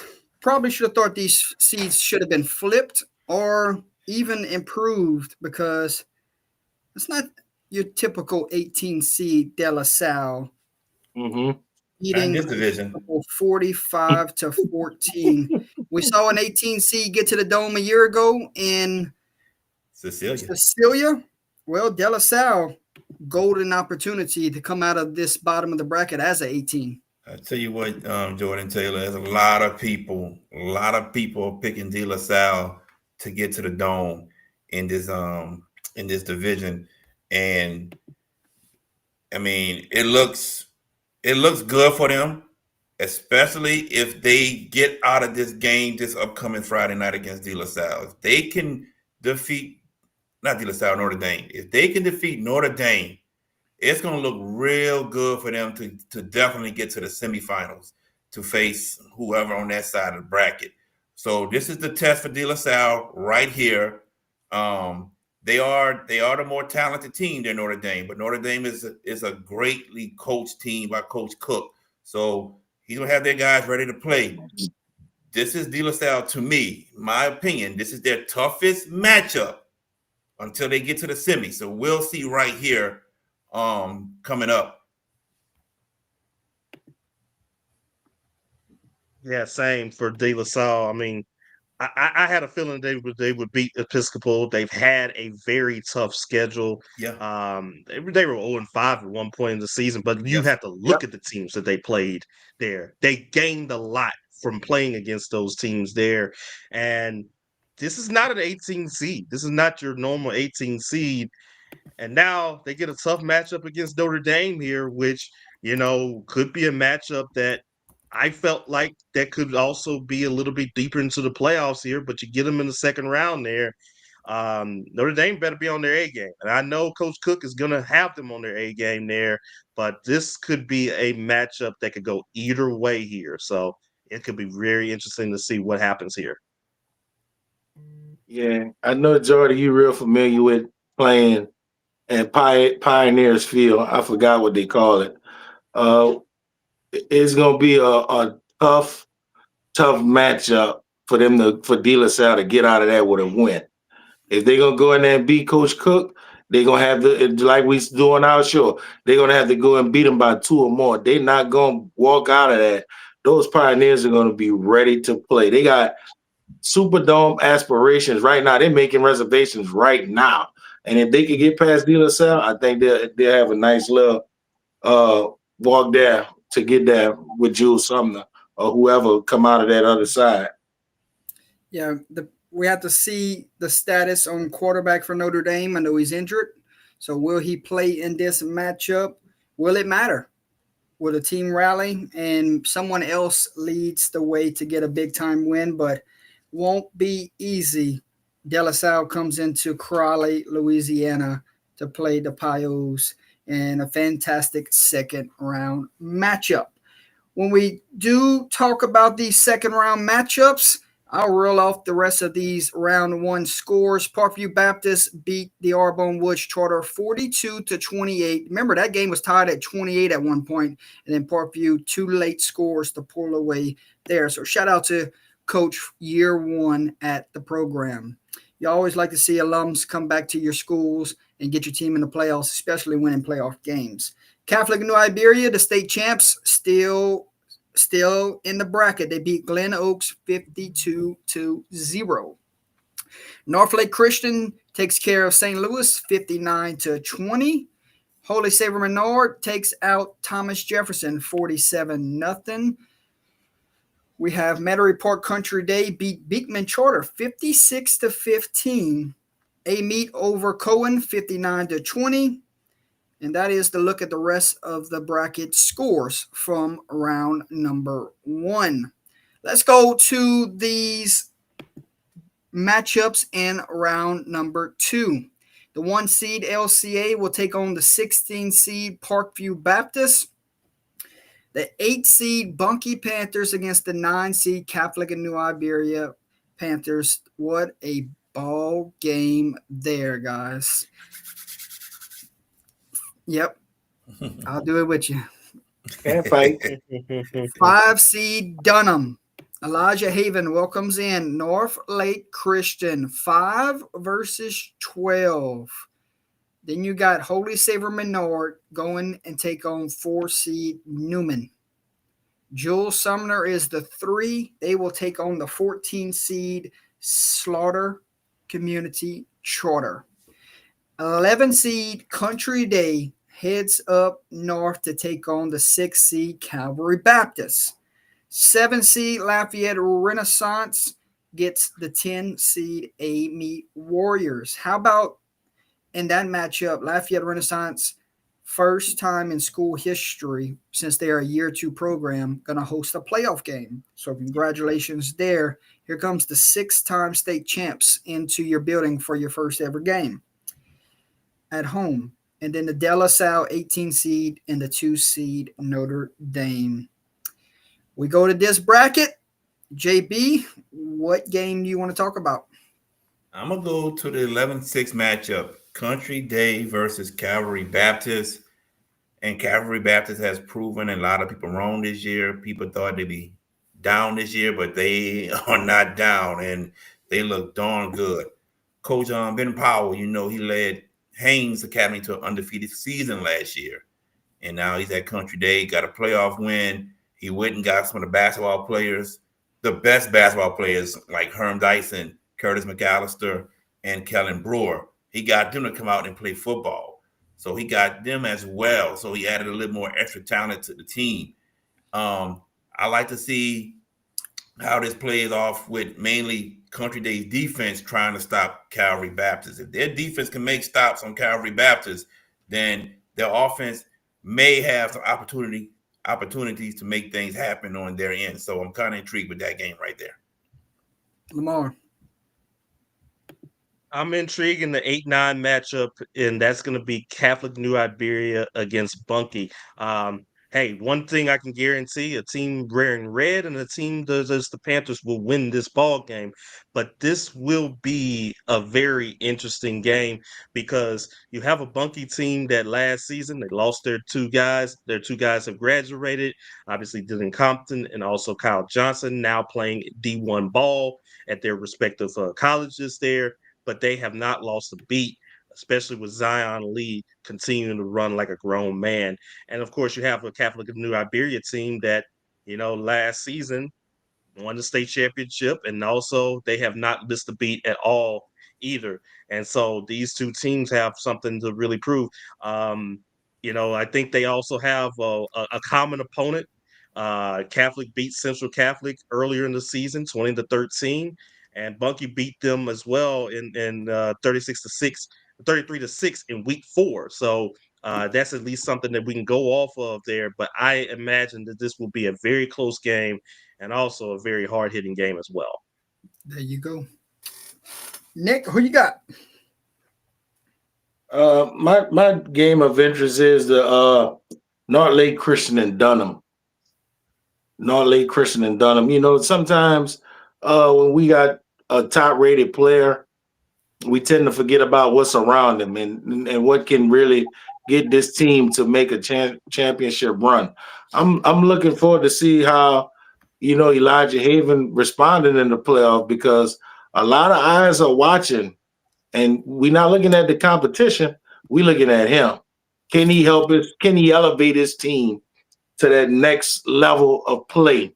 And saying that to say this, they played St. Charles Catholic earlier in the year, and he had the nationwide. I shouldn't say the nation. He had the state watching, and he didn't do too well. So hopefully that game like that could elevate his game in the playoffs, so we can see what he really inspiring to be as a top-rated quarterback in the country. I got to go to the 7 versus 10 Lafayette Renaissance versus A-Meet. The coaching matchup in this one got to be a good one. You look at both teams, and both teams are huge up front. We looked at A-Meet, and they did a good job stopping the run against Jules Sumner. It was the turnovers that really hurt them in that game. It set up Sumner with great field position. Meats can't turn the ball over if they're going to come into Lafayette Renaissance and win this game. They got to find some offense because they know the defense is good enough to keep them in the game. Lafayette Renaissance, first time hosting a playoff at their home field. So you know they're going to be up for this game. They're extremely well coached. And when you talk about if you have to match offense with offense, in this one, Lafayette Renaissance has the edge. But if it's one of those defensive games here, I lean a meat. So we'll see what happens in that one. Division II non-select, guys. We look at these first round matchups. And oh Lord, Blowout City. Everything went expected. Let's start with this one. Opelousas upsets Pearl River 13-0. Not much offense. Shutout on the road. Opelousas year one coach Harry Coleman gets a signature win here in the playoffs. Yeah, definitely. The decisive points in this game came from 2 second-half touchdowns from Opelousas. There you have it. They scored it in the second half. So, I mean, kudos to Opelousas, man. You know, defense able to stop Pearl River's offense, and then them going into halftime, making an adjustment, looking at things to see, well, let's do this, let's try this. And that got them 2 touchdowns in the second half to win that ball game. So credit to them moving forward as they're going to face the Belle Chasse Cardinals. Lamar. Yeah, shout out to my guy, Harry Coleman, and also on his staff as well, Coach Dwaylen Spain. Known those guys since they were at Peabody, both together there. But, yeah, I mean, Opelousas has had a tough schedule this season. I mean, they had to face against Ash. They had to face against Natchitoches Central, teams that made it to the playoffs. But they kind of caught fire at the end of the season and got better as the season progressed. And I think that really has helped them out in this point in time here. And so for them to also get a playoff win there, that definitely says a lot of what Coach Coleman is building over there. I mean, this team, again, 0-5 at one point in the season here, losing to Turlings, losing to Lake Charles Prep, losing to Ash, losing to Zachary and Natchitoches Central. They could have just folded it in and they could have just said, hey, look, we're going to practice for next year. We're going to wait for next year. But winning 3 of their last 4 to get into the playoffs and then also coming away with a road playoff game, that's amazing there. And so they're in the right direction. Coach Coleman, he'll have those Tigers ready. Lamar, 3 of those 5 teams you just listed did have a first round bye in the playoffs also. Absolutely. So that just tells you right there the caliber of teams that they had to face against and that were able to, those are good teams. And of course, the caliber of teams that they had to face against just to get here. Coach Coleman, week 4, they had a lot of Tiger fans in our chatter talking about the Opelousas Tigers. Man, you did a terrific job. We also expressed that you could be one of those 5-5 teams that people don't want to play. And guess what? It's coming in. It's coming in. You got that 2 touchdown victory. Man, the sky's the limit for you moving forward. And I think right now you're looking at that 2 touchdown. What it was 13-0. Mm-hmm. Yeah, Their defense is playing lights out. So hopefully that carries on the next week. And we'll be talking about a good matchup next week also that would include them. Coach Coleman prides himself on playing great defense. He was a defensive guy in college. So when you have games like this, 13-0, shutting somebody out on their home field in the playoffs, that's his style of football. And we have an Opelousas punching their ticket to the second round. So congratulations there. Another year one coach got his team to punch their ticket, upsetting Minden in round number 1 was Wassman. Coach Darius got a win, 35-14. Wassman headed to the second round, guys. Yeah. I mean, brand new coach because Coach Cahey Went back to Lake Charles, where he's from, to coach with McNeese. But credit the new coaching staff and going to Minden and getting this win. I don't think a lot of people pick Washburn to win this team, but Washburn got some athletes. They got some talent, and that's something that we should never forget, period, when it comes to Washburn. And you see him in basketball as well. So I know a lot of those basketball players play football as well. So they got some talent. They got some athletes. But, Washburn went to Minden and got this win. Big time win for the program. And we'll see what happens come Friday night when they travel down to Plaquemine. Yeah, this has been a Washburn team that this season, had good athletes and everything. They just had to try to find some consistency. And so you've seen a lot of their wins that followed off of losses and win, loss, win, loss, win, loss. There, of course, there was a game that they had to forfeit Bastrop as well. That kind of dropped them here to this 21 seed and a road playoff game there. Yeah. But looked like they kind of got things started to click, especially once they played Peabody in week 10. And that momentum came along right there for Washburn there against Minden, a decent Minden squad that had to face against some of those tough teams in that Shreveport 4A district with North DeSoto, Northwood Shreve, and also and Loyola as well. So hats off for Washburn for making that trip west and coming away with a win and playing again another week here. Gotta say how they say it up there, like where Lamar's from in Monroe. Wiseman. I be saying Wiseman, like Wiseman. Yeah, when you get a team like Washburn, it's not about what you're going to change. It's about who you became through the midst of all of those tough losses. And some characters are really tested when you playing good teams like that. And look, good kudos to Coach, man, for going out there and having his team to play another week, getting prepared to get ready for an upset, man. Because when you're talking about some of these 4s and 5s, some of them have been labeled with some good games, but not the strength of some of those bigger seeds that play like a Wasserman and moving on to this next round. 10, 9, 8, 7. All right. Rest of these scores, like I said, blowout city in this bracket here. We start with the Ritter getting the win over Eunice 35-16. We talked about that way earlier in the show. Jennings beat St. Martinville 56-18. Franklinton rolls past Rain 51-14. Plaquemine shuts out Livonia 55-0. Cecilia trying to go back-to-back. They start their quest. They get past Carroll 56-7. West Feliciana downs Bossier 49-6. Bruley takes care of Albany 42-6. Franklin Parish rolls 62-6 over Abbeville. Lutcher all over Iota 49-7. And then Northwest blanks South Terrebonne 45-0. There is your round one scores. We go to the round two bracket.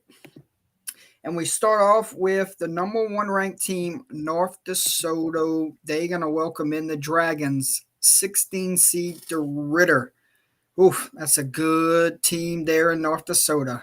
You got the 8 seed versus the 9 seed, Franklinton, Coach Salt's ball club. Runner-ups a year ago trying to get back to the big dance. They get a Jennings team that handled business in round one after 5 of their players were suspended. So I'm sure they get those guys back here, go full strength, and try to pull off a big win on the road this week. Plaquemine, the 5 seed, scary good. They welcome in a Wasserman team that is ranked as the 21 seed. Cecilia trying to do what they did a year ago, go on the road and make it all the way. Well, the rest of the way, they will be on the road unless something crazy happens along the way. They get Lakeshore, Coach Indes's Titans. You know how well Coach Lakeshore is. 3 seed Bell Chase, 19 seed Opelousas. You can see that game on the Hash It Out Show, Game of the Week. It's going to be I think it's great defensive battle in this one. So we'll see what happens. 11 seed West Feliciana, 6 seed Bruley. These two teams are in the same district. These two teams met back in week 7. These two teams met at West Feliciana, and Bruley won that game 21-13. Well, here we go weeks later. Bruley is going to be the home team, and we get it one more time. Franklin Parish and their talented LSU commit at the quarterback position gets a date with the Lutcher Bulldogs, 7-10. A lot of fun right there. And then the 15 seed Northwest Raiders against the 2 seed Iowa Yellow Jackets is under the lights Friday nights live on our platform. It's gonna be it's one of those things where Northwest wins, Iowa wins. You hate to see someone go home this early in the bracket. So love Iowa, love Northwest. And it's one of those things where someone's going to Turkey Week and someone's season ends earlier than we wanted them to end. But that's what we talked about Southern Lab and Washita Christian earlier, meeting earlier in the bracket than we want them to. Right. JB, you got a game here you want to talk about? Yeah, the one I'm a broadcast Friday, Belle Chasse against Opelousas. I'm intrigued to see how Harry Coleman is going to have his defense ready to go up against this heavy set spread option attack that Belle Chasse runs. When I say heavy, we're talking about 7 offensive linemen lined up straight across the line, and then 2 more offensive linemen lined up either to the left or to the right behind the tackle and or the extra tackle, and then the extra tackle, you say tight end if you want to. And I want to see how he's going to be able to prepare to stop that defensively. If he can stop that rushing attack defensively, then I like their chances moving forward. But let's see what happens, because Belle Chasse has been able to score a lot of points on a lot of teams this year. Heavy left, heavy right. Yes. Lamar, give me a game out of this bracket. The game I like is the 6-11 matchup there, Bruley and Westphal. I got a chance to see Westphal earlier in the season, and looks like they've gotten hot now. Same thing for Bruley. They've been pretty hot as well. You got 2 hot teams facing against each other that have also played against each other in district play. And I think that's going to give us a very, very good matchup that, one game that, you hate to see one of these teams lose, but like you said, one of these teams gets on to go on to the next round here. And I feel like this should be a very, very good matchup between 2 solid teams here. Yeah, mine would be seeing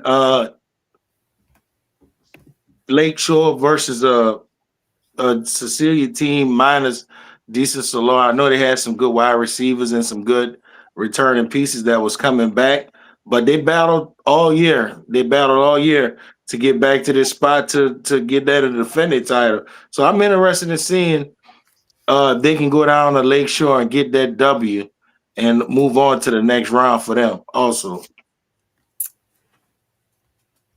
I'm going to go with the one that we're covering on Friday night, Northwest and Iowa. You look at a Northwest team that is finally healthy. Let's go back to when they did get healthy and what they have done since then. Here's what the offense has done since they've gotten healthy. They've scored 44, 32, 43, 40, 37, 45, 45. Now you look at Iowa, the most points they've given up this year is 23. So I reeled off what they've scored since they've gotten healthy in an Iowa defense that the most they've given up this year was 23. So that's what I'm looking at there. Northwest's offense versus Iowa's defense Friday night, guys. Oh, yeah. Division II select bracket. We talked about that game earlier today with Northside Landry, so we don't have to break it down again. So let's go to another game that really, because you don't have many here. Right? Give me your thoughts on Booker T. Washington Shreveport 22, Estruma 14, JB. I was shocked. My thoughts. I didn't see Booker T. Washington Shreveport defeating Estruma. I thought Estruma was going to go up there and get the win. I was proven wrong. Me too. Yeah. So shout out, credit Booker T. Washington for being ready and getting the win and moving on to the second round. So I was shocked. I didn't think that would happen, but it did. Once again, that's why we play the game, ladies and gentlemen. But credit Booker T. Washington Shreveport for that win. Yeah, I'll go ahead and say the same thing. I mean, look, I know for BTW Shreveport, this has been a long time that they hosted a playoff game, and I'm pretty sure a long time since they've been in the playoffs. And just to keep this season, this magical season for them alive here, that says a lot there. They're doing a lot of good things over there. Taking a look at some of their stats here from this past week here. Devion Stewart had 283 passing yards and also 2 touchdowns. And so it looked like it definitely ran with him as well. And so far, I mean, the Lions have shown this season that obviously they're not up there in that upper echelon of those teams in that district with those schools like North DeSoto and North DeSoto, Northwood, and also Loyola, but they have been just all right here in the middle of the pack here, and definitely continuing to showcase that they have done a very solid job. So kudos to them. Well, yeah, I was shocked. I'm excited for them also to get that W, and this is what high school football is all about, man. Playing these games, taking on the competition you're supposed to, and moving on to the next week, which probably would be a tougher real live opponent that they will be facing. So if you're preparing yourself for a good game Friday, we hopefully this could be one and we don't see the glass slip or crack. Next game we're going to talk about George Washington Carver edges Livingston Collegiate 24-17. That was a Saturday game.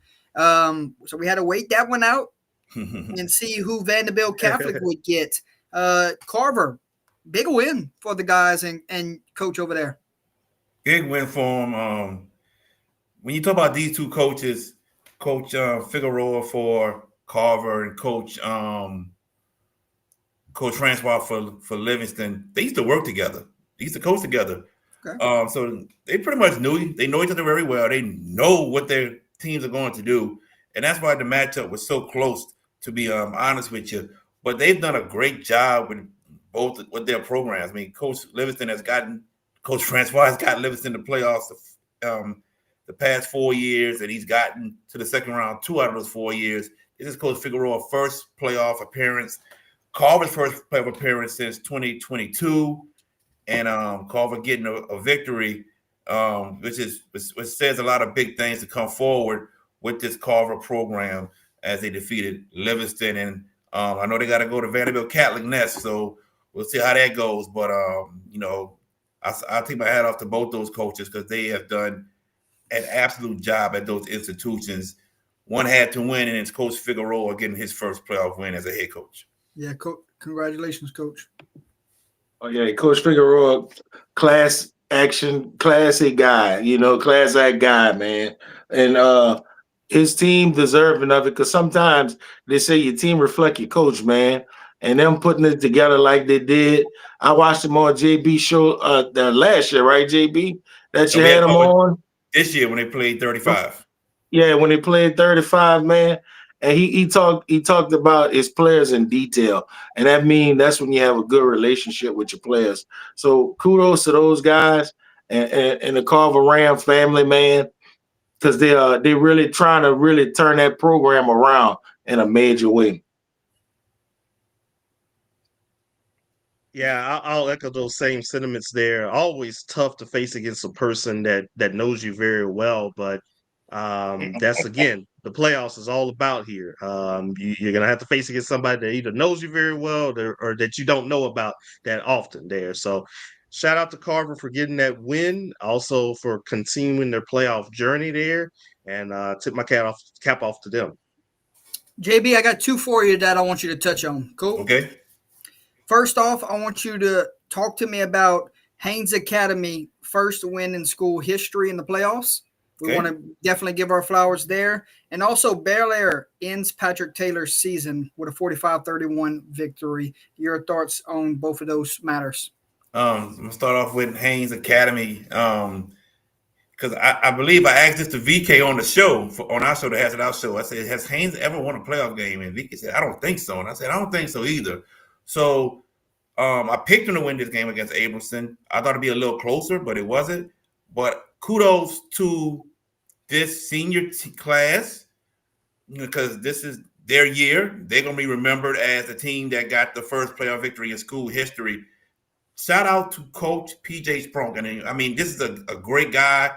I admire this guy for what he has done, not only at Kenner Discovery, but also now at Haynes, a guy that really cares about the kids that play for him. He really, really does. He's a person that cares about people.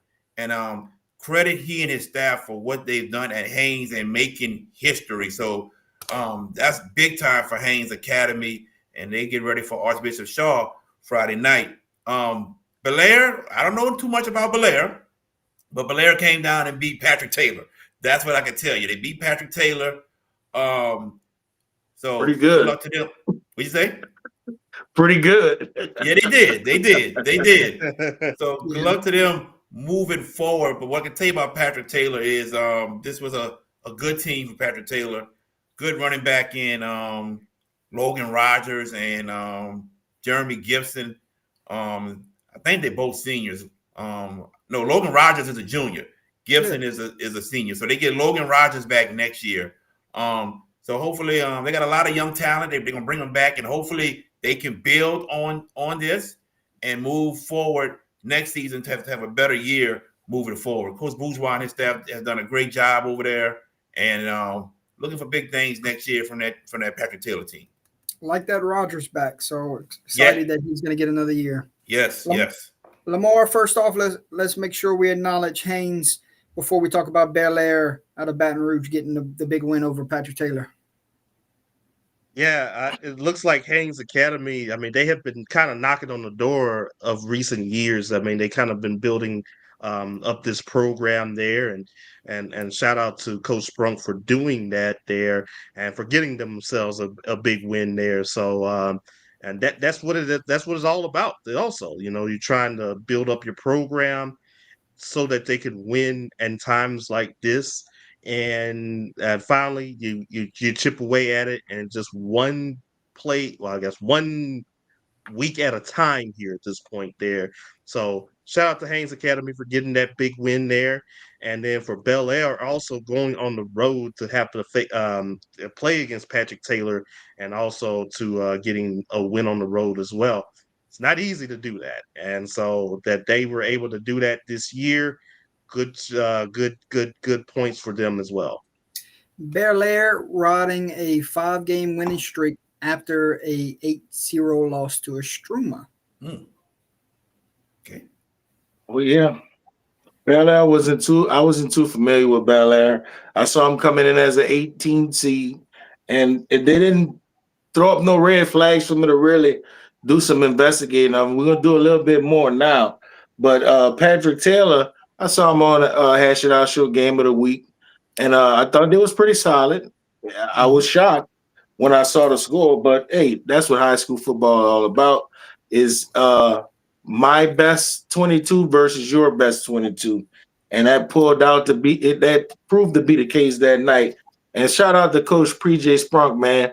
A lot of people don't know I covered Coach PJ for 2 years over there at Kenner Discovery, man. And sometimes you really got to leave home to step up. He's a John Curtis Christian player, accustomed to winning. played a whole season without a weight room and a practice field. They had to have a makeshift practice field. So saying that to say this, man, didn't make the playoffs. Finally got in the playoffs and played, I think it was Jennings or Gina, one of them, beat the stuffing out of him. But saying that to say this, man, him taking over the program, learning his kids, learning the new kids, and then trying to win games in the process. Week 5 came around, the players bought in, and now we hear that he got his first playoff victory in school history for his team. When we go and talk about the scores here, Northside Landry, what a game, 27-20.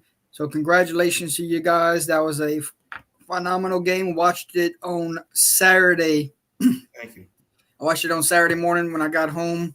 To go back to your answer there for you, Nick, Kinder Discovery played LaRanger a year ago in the playoffs. No, I'm talking about when PJ was there. Yeah, before they made the playoff. Yeah, they wasn't even playoff ready, because they had a JV program, and when they finally had an opportunity, Kinder Discovery last year. No, not last year. Yeah, that's what Nick's saying. Not last year. Before. Supposed to be a varsity program to get into the playoff. You got me. I'm fairly new to this. Look, trust me.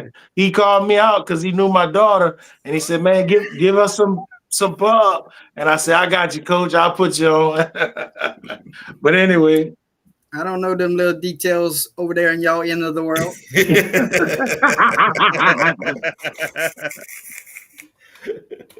I paused my game for this show tonight. There you go. What you play? What game you playing? My shirt, man. He talking about shirt. Oh.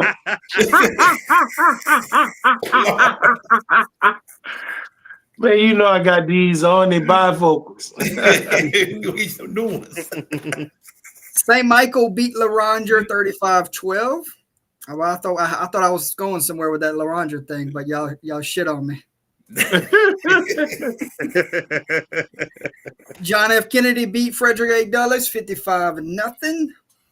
Leesville beat Kinder Discovery 52-7. We talked about that one, and we talked about the rest. Let's go second round matchups. St. Charles, the 1 seed, Northside, the 17 seed.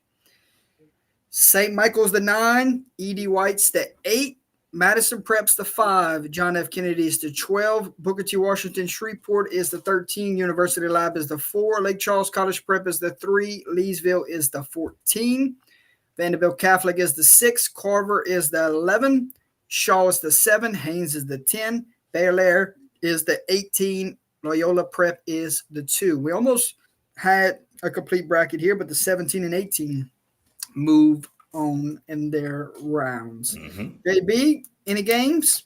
Yeah, man. I mean, I could pick from a few of them on this list, but I'm going to pick one. It's not going to be my alma mater. I'm going to pick Madison Prep and John F. Kennedy. I am excited for this matchup, to be honest with you. Very excited. Look like Kennedy offense maybe finally reached their peak or came close to their peak against Douglas, and Douglas is a very talented team.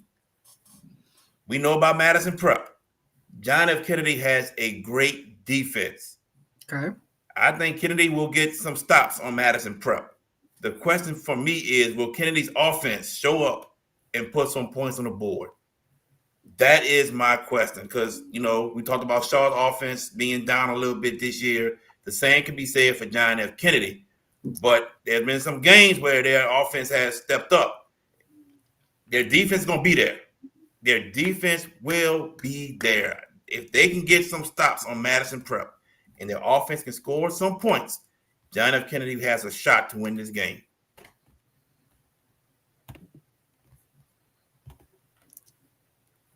Right.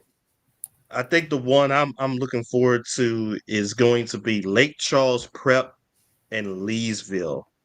And some advice for everybody: take the over, because I think this is going to be a lot of points in that game there. Lake Charles Prep, they're gonna really put it up there a lot.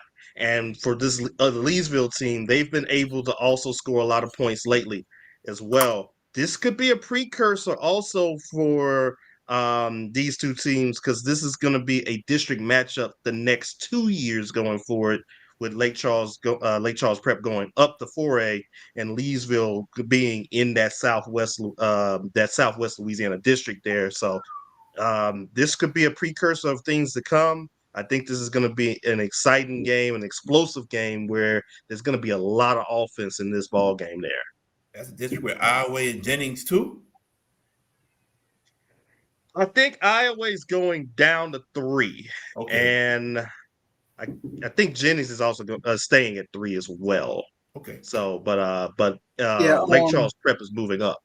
Gotcha. Yeah, they're basically just swapping Lake Charles and Iowa. Cool.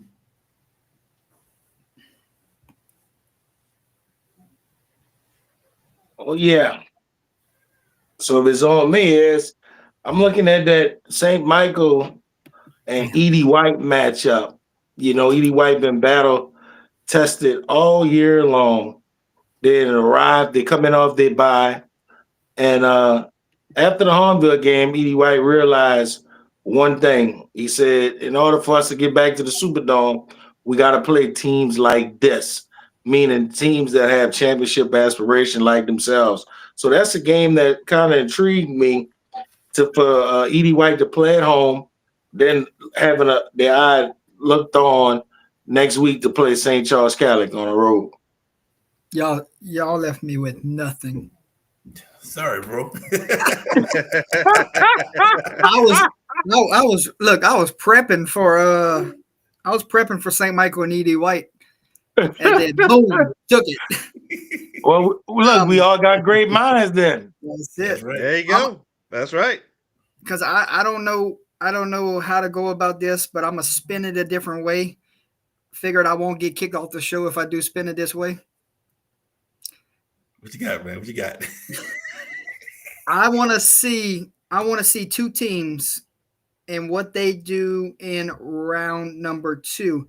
Okay. I want to see University Lab entering the playing field. I want to see their quest to get to the title game after a year ago. What happened? They finally get into the playoffs, and they finally get to go and try to make their run to the Dome. So how will they come out in round 2? Will it be a statement win, vengeance type of night where they say we're here to stay for a while? And I also want to see Shaw. What have they done in the last 2 weeks to get their offense figured out going forward into the playoffs? That's what I want to see this coming week. What? You ain't the only one. I want to see University Lab. What kind of mentality they have going in? Because if I know them, it's one of those pissed off mentalities from a year ago. And then Shaw, I want to see if the offense has figured something out these last 2 weeks. Division 1 non-select, guys. All right. What everybody wanted to talk about. All right. And I look at these matchups, and quite a few I can narrow down. Let's start off with. I know it wasn't close, but I do want to talk about it. It wasn't close, but I do want to talk about it. Westgate dominating Airline 49-14. What you got? Well, number one, a healthy Westgate team at that. That's the most important thing, because they've been hurt these past couple years going into the playoffs, and they get a win in the first round. The second round has been differently, but right now they are healthy, and I think that's the most important thing right now for them moving forward. But with that being said, Westgate, they got talent all around. They are so talented. I mean, so many players just talented, man. Athletes everywhere. Airline, we know about the team last year. Ben Taylor's going at quarterback, new quarterback. We know they got Kenny Darby, but I don't know if they had the weapons that we were accustomed to seeing the past 2 seasons, even with Ben Taylor at quarterback. So I think that maybe that played a factor as well. But Westgate, they hopped on them early and never looked back. Early pick six in that one really set the tone of the game. Yeah, you're right. Lamar? Yeah, I mean, looking at some of the stats here from that game, Westgate was able to hold Airline to 20, I think 29 or 26 yards passing. And so that really says a lot right there, especially when you have a great receiver like Darby there. And they really held him down, contained him. Only one catch for 17 yards. I mean, that's a big statement there. That's a big statement there for what Westgate was able to do. And they got a good team that was able, and this is another team that's been battle tested so far this season. Um, and so, kind of angry at how last year ended. And so now they get a good chance here to right that wrong and go on to the next week here. So hats off again to Westgate because they're going to have another good one coming up. A Shreveport defense that Shreveport district that does not play defense, and a Westgate Tiger defense down south that does play defense. And remember, Westgate were eliminated from Airline last year in the second round. Yep, perfect 16-17 matchup.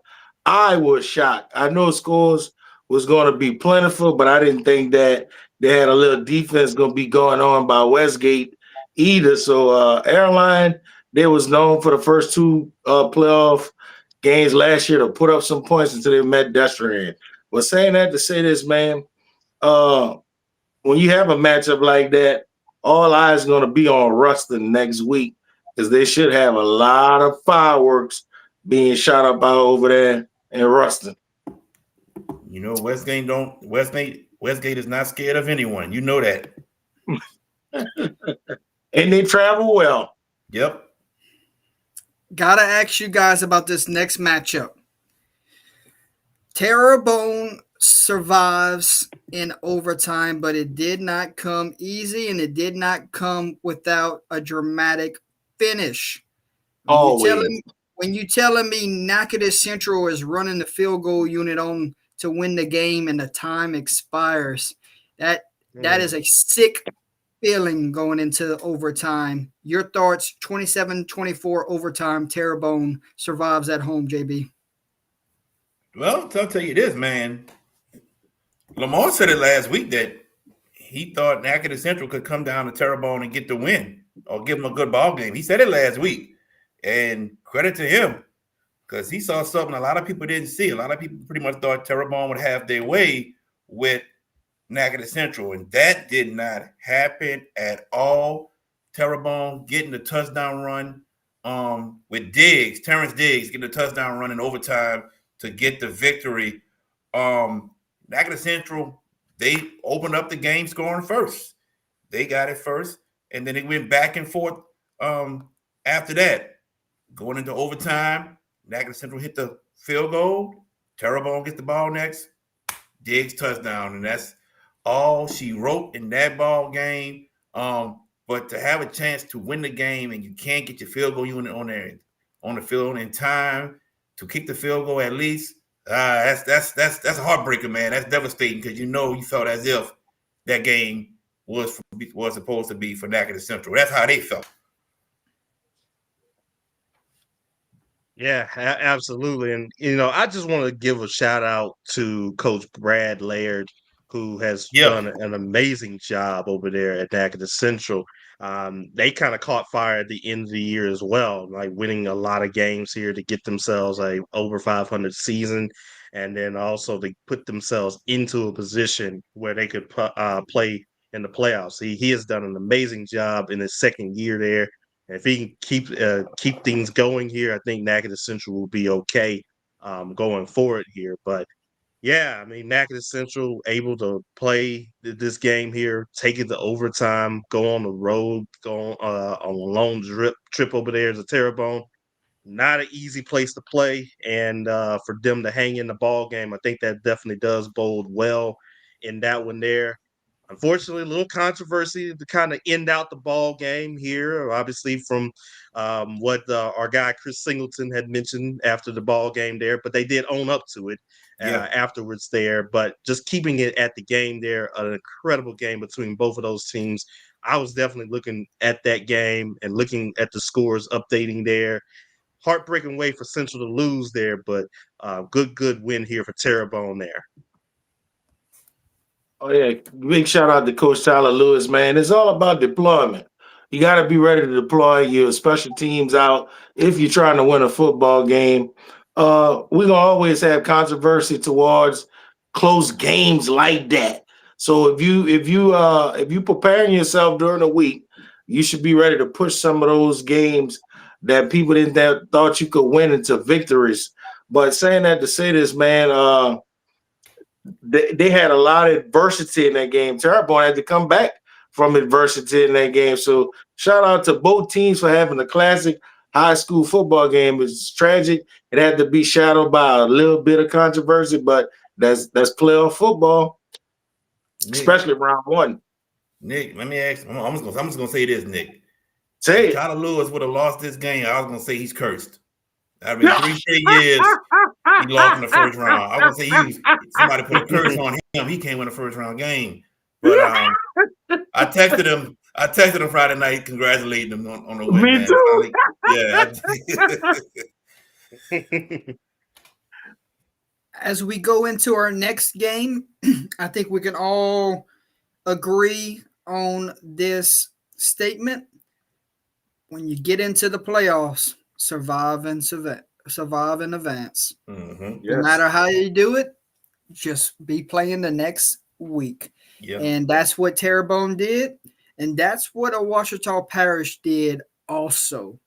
They survived a Santa Maria team that came in 24-21.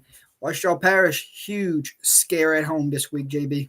Well, we said it to be a knock 'em out, drag 'em out football game between these two. These are two good teams.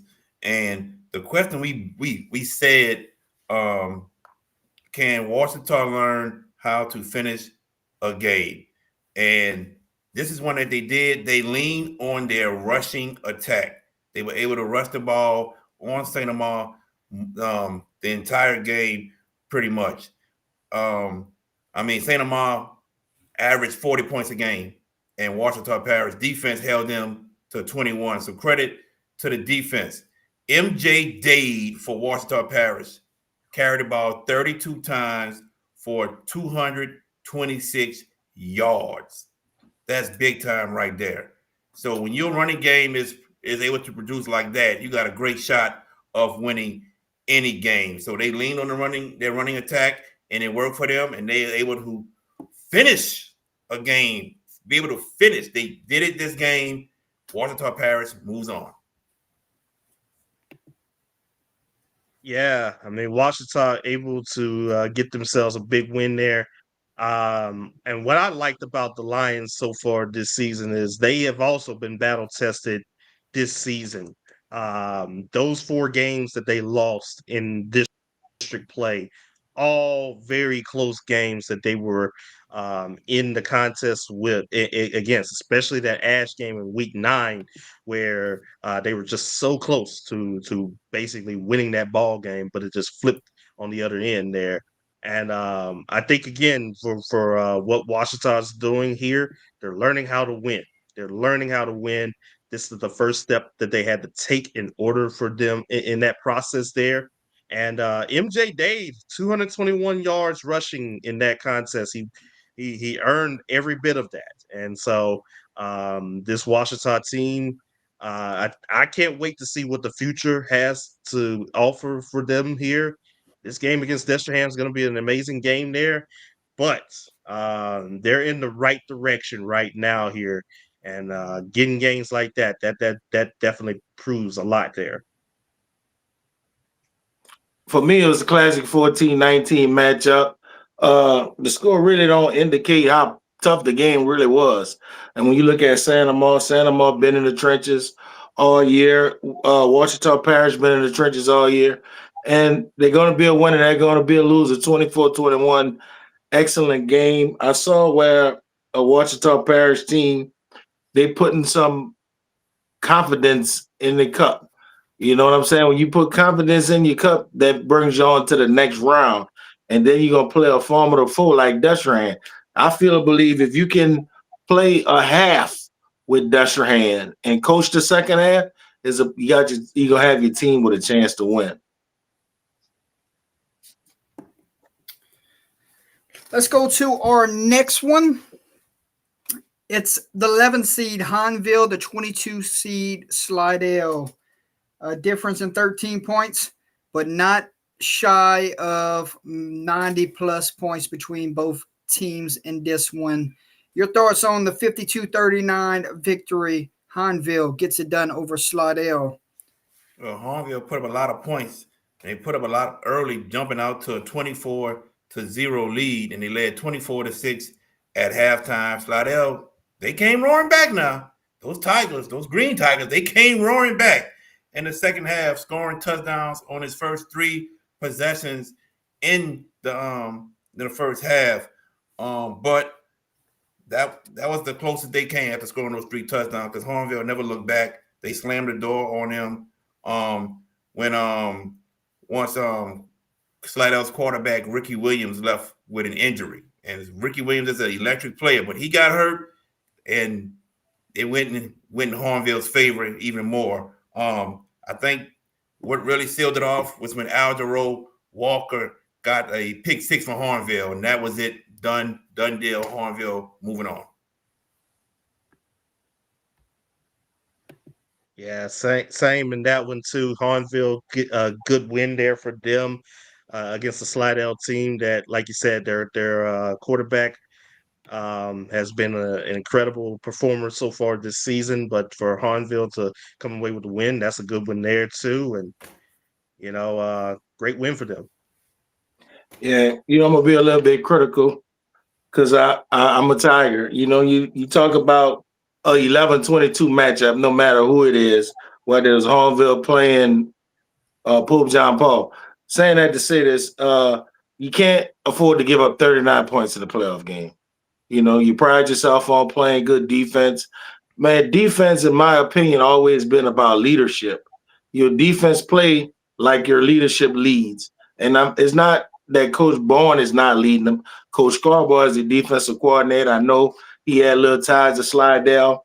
But saying that to say there's 39 points in a playoff game, man, that's kind of tough to look forward to moving on to next week matchup,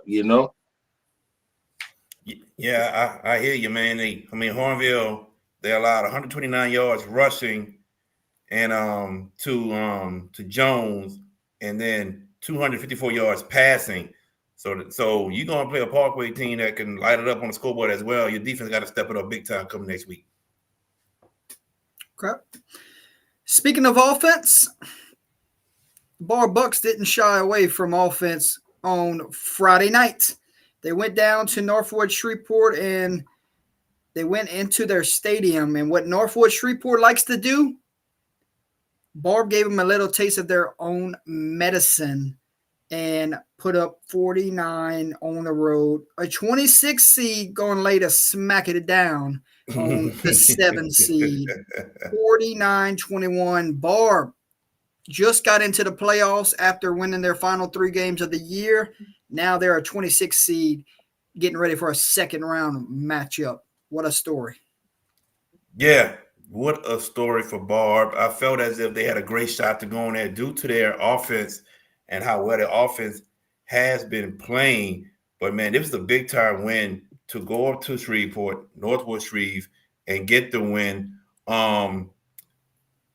Jordan Griffin, he's going to LSU to play baseball.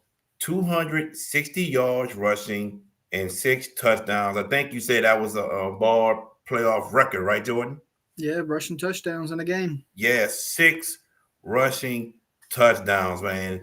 So Barb's offense was able to move and capitalize the entire game against Northwood Shreve. So, man, credit Barb for putting together a good game plan to go up to Northwood Shreve and to even make that game plan effective. with them winning 49-21.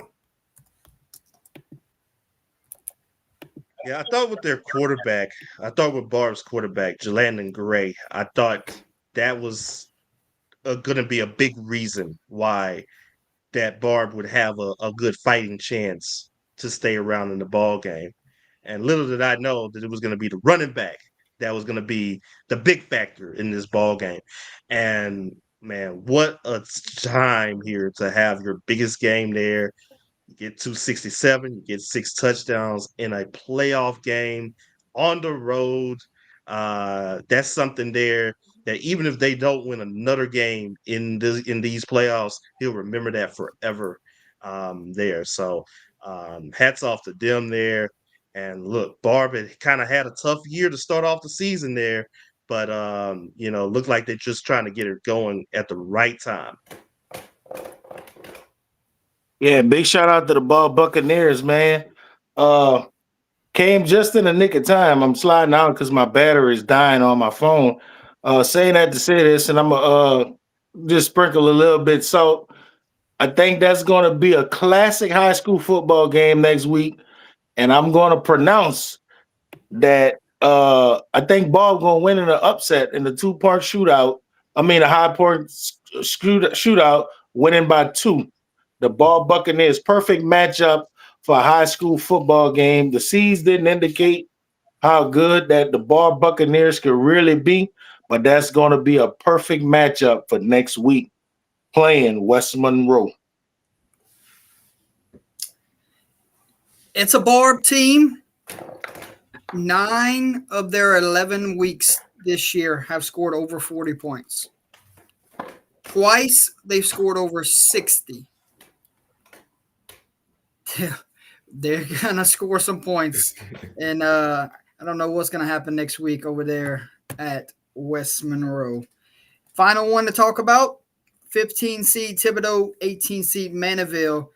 Skippers get a 48-27 win over the Tigers. Your thoughts, JB?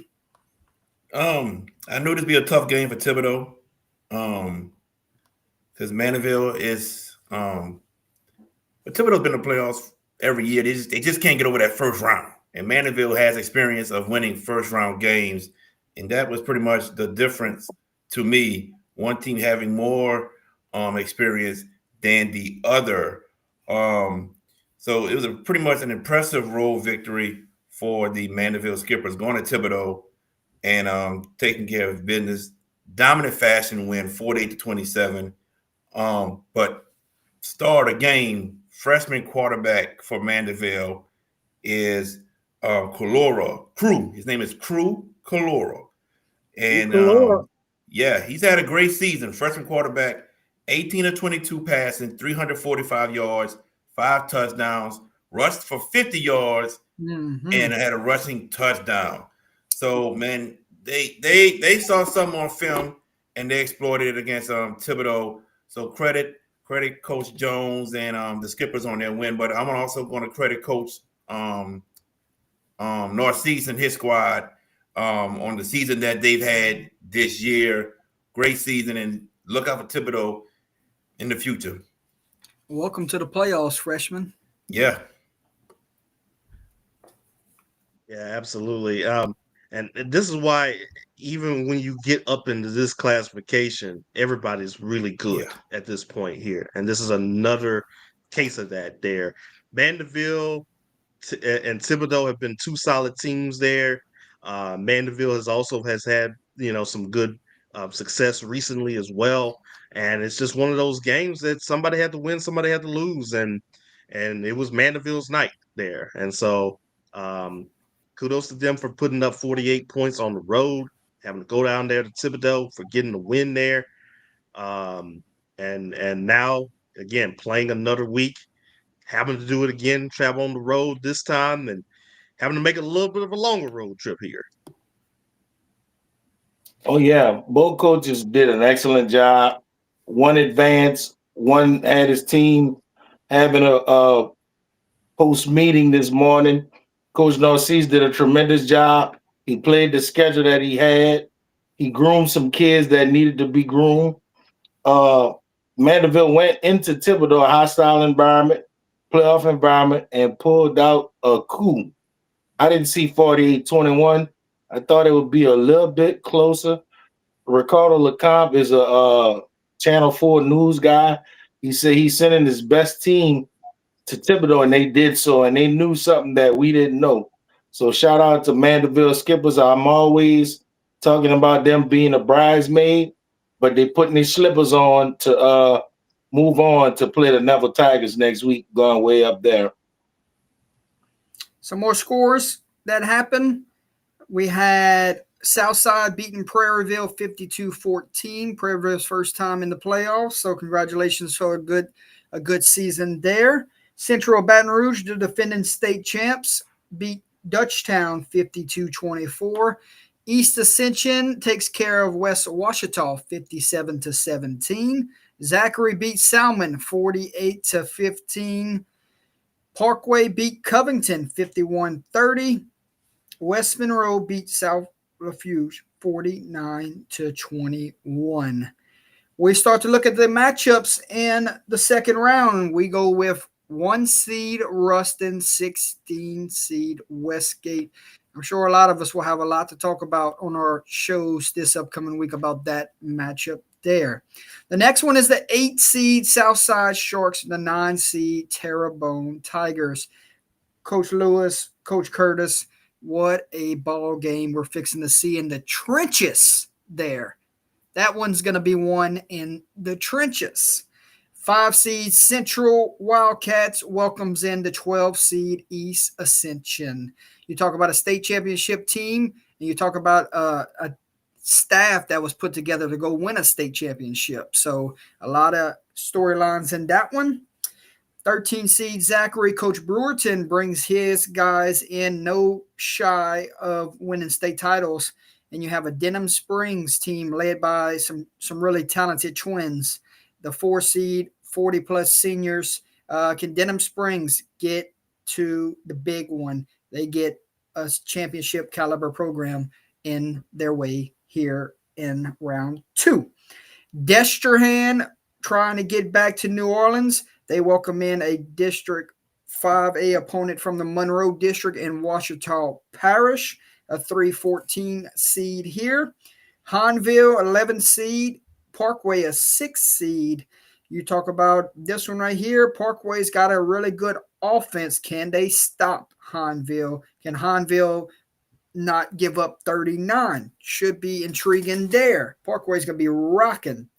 26 seed Barb, 10 seed West Monroe. This one has the makings of a epic shootout. And then the 18 seed Mandeville, the 2 seed Neville. Can the Skippers go to North Louisiana and pull off a big upset win over a red-hot Neville Tiger Ball Club? JB, what you got? What game one you want to talk about? Well, if I pick this one, Nick can pick the other one. If I pick that one, Nick can pick that one. So I'm just going to pick one. I'm going to pick those Hornville Tigers. Hornville against Parkway. Look, I've said this for many years that the Hornville Tigers football team should always be a football team that gets to the quarterfinals. There's so much talent in that area that goes to that school. It hasn't happened since they played for their last state championship in, I think, was that 2018, Nick, with Puka? Yes. 2018. They have not been back to the quarterfinals. So they have a shot now to get to the quarterfinals. You go on the other side of Parkway, Coach Corey Brotherton, he has built his program from scratch. He has built the foundation, and now he has a great team that can get to the quarterfinals, maybe the semis. Right now, here's his chance to get to the quarterfinals and make a big statement known that we are here. So I'm expecting a good ball game. Coach Scoble for Hornville, the defensive coordinator, needs to challenge his defense, needs to make a challenge to them to step it up and make plays, and let's get this victory. Because Hornville offense, in my opinion, is going to score on that defense at Parkway. They're going to score points. Hornville defense got to make some plays and make some stops in order to win that game. That's the most intriguing game for me in Division I non-select. And when you game plan around KB Williams. He's having a fantastic season at the quarterback position for Parkway. Lamar, give us a game. That is Michaela Williams of LSU. That's her younger brother. There he is. Nice. I'm gonna pick a game that neither of the two gentlemen are gonna pick here, and I'm actually gonna pick the Barb West Monroe game here. And this is gonna be an interesting matchup. I think West Monroe with Coach Dizer, good start to the playoff run for them with their win against South Lafourche. Of course, we already talked about Barb and their upset victory there.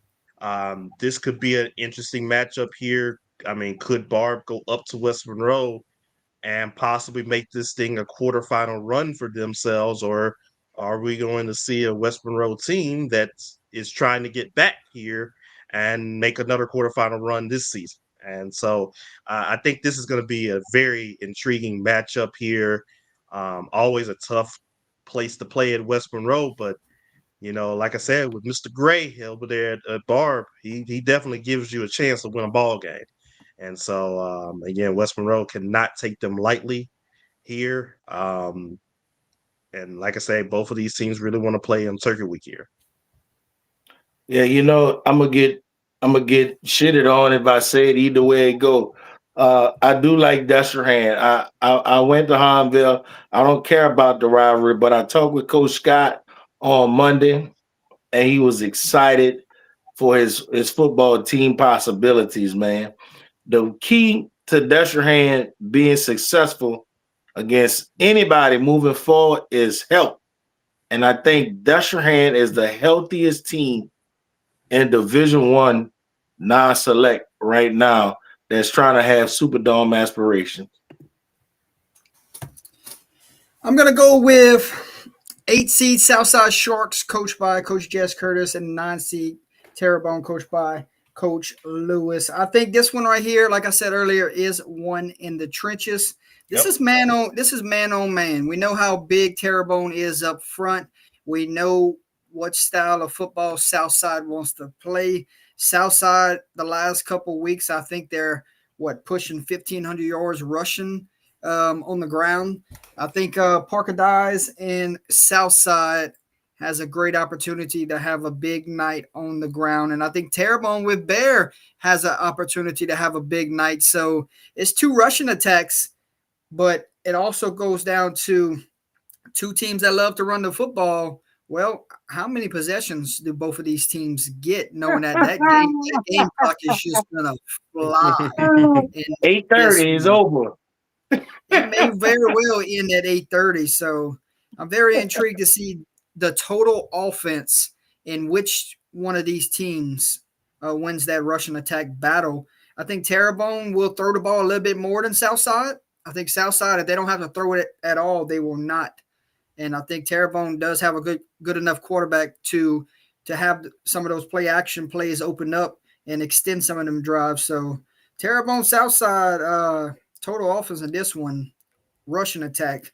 I'm intrigued to see what our good friend Mike Coppage posts us at the end of the game, because it's going to be a lot of fun if you're a fan of 2 rushing attacks. Yep. Last bracket, Division I Select. And we start with the scores from this bracket. Jesuit beat McDonald 35-46-7, so 17 down 16. St. Paul's beat Pineville 56-7. Captain Shreve upset Hammond 61-21 in a 20 versus 13. Rummel shuts out Holy Cross 24-0 in 11 versus 22. St. Thomas More beats Lafayette 41-7. That is some of the scores there. Let's talk about some of the games. We start with Brother Martin beating Liberty 17-16. This Liberty team is going to be really good next year, aren't they? Yeah, they're going to be real, real good. Can't wait. Jimmy Zachary put his stamp on this team early. They had a tough schedule, beat a good Zachary team, and they're going to be good. They're going to be good. Brother Martin wins 17-16. What most people have not seen, and it's somewhere on Instagram and Facebook, less than a minute left, Liberty throws a deep pass. Yep. 2 Brother Martin defenders tip the pass. The Liberty receiver catches it. He catches it clean, and the ref said incomplete. Reestablish yourself in bounds. Yes, yes. Inbounds, falls inbounds with the ball in his hands. The ref says incomplete. I don't know what the ref saw. I'm gonna leave it at that, because that could be a difference in the ball game right there, ladies and gentlemen. But Brother Martin goes on to win that game, and now they got a tough one with Alexandria.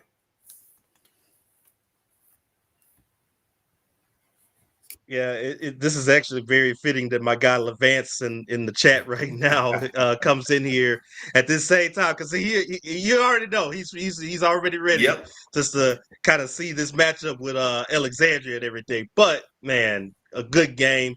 I had my eyes on this one too, just to see who would get a chance to play against Ash. And yeah, Liberty. I mean, the best is yet to come for them. Actually, I think they're going to try to face against Alexandria next year or over the next 2 years in the schedule. So of course that's going to be something to kind of see there. And thought we were going to have a preview of that matchup, but unfortunately it wasn't to be. But hey, you got Brother Martin coming in, Easton Royal. I'm interested in seeing what his stat line for this game was. And I'm pretty sure that he had a big part of this ball game here, especially as their go-to guy there. And man, good game. Just seems like a game that I would have definitely loved to be at there. You get what you get before Nick goes is you get what everybody wants in the state of Louisiana. They want to see the Monroe District versus the Catholic League District in the playoffs. So here we are in round number 2, Nick. Yep, exactly, man. They beat up on each other all year when it came down to the bottom 4 of that district. And Brother Martin would be included in that because they didn't beat any of the big 3 that was available for them to take on. But this game would have been real easy for Brother Martin to take on Liberty, but Liberty showed that they belong to, that made it a tough 16-17 game. But, Coach Zagger did an excellent job. And man, I tell you, when you scour in that area for talent, I don't think people are going to be shying away from going to Liberty this year. You know what I'm saying? So just stay tuned for that matchup in the near future, man. And JB, you called it with the running back being who he was, Easton Royal, man. And I tell you, he put a lot of smile on a lot of Crusaders' face Friday night when they got that victory. So kudos to Brother Martin. Let's see how they fare next week against number 5 Ash. I want to respond to something Lamar said. Eastern Royal, 4 receptions, 68 yards.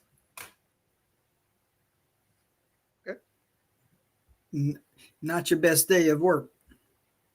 Yeah, I mean, you can say that. I mean, I give Liberty a lot of credit to holding them to 68 yards. I mean, it's pretty 4 good. catches.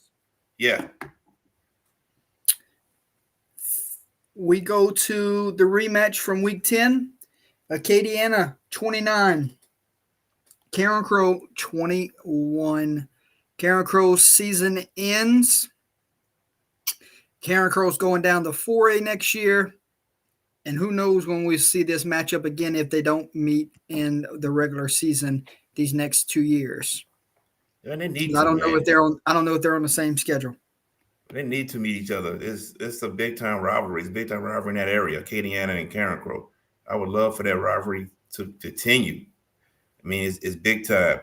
But what if I tell you Acadiana struggled some early in this game? They struggled, but finally they put the pieces of the puzzle together and able to get going, and they got this win 29-21.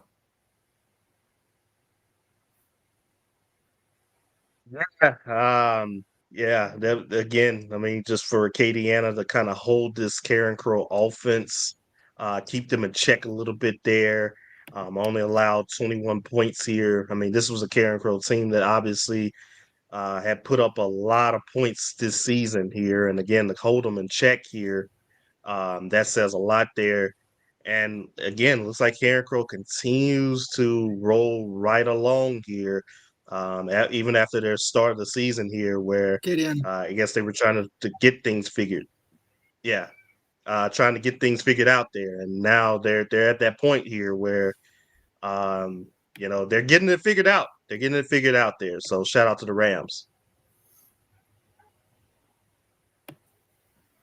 Oh yeah, I tell you what, the Rams are rolling now, but they're gonna have to roll a little bit down further to New Orleans to play a piping hot St. Augusta Purple Knights, man.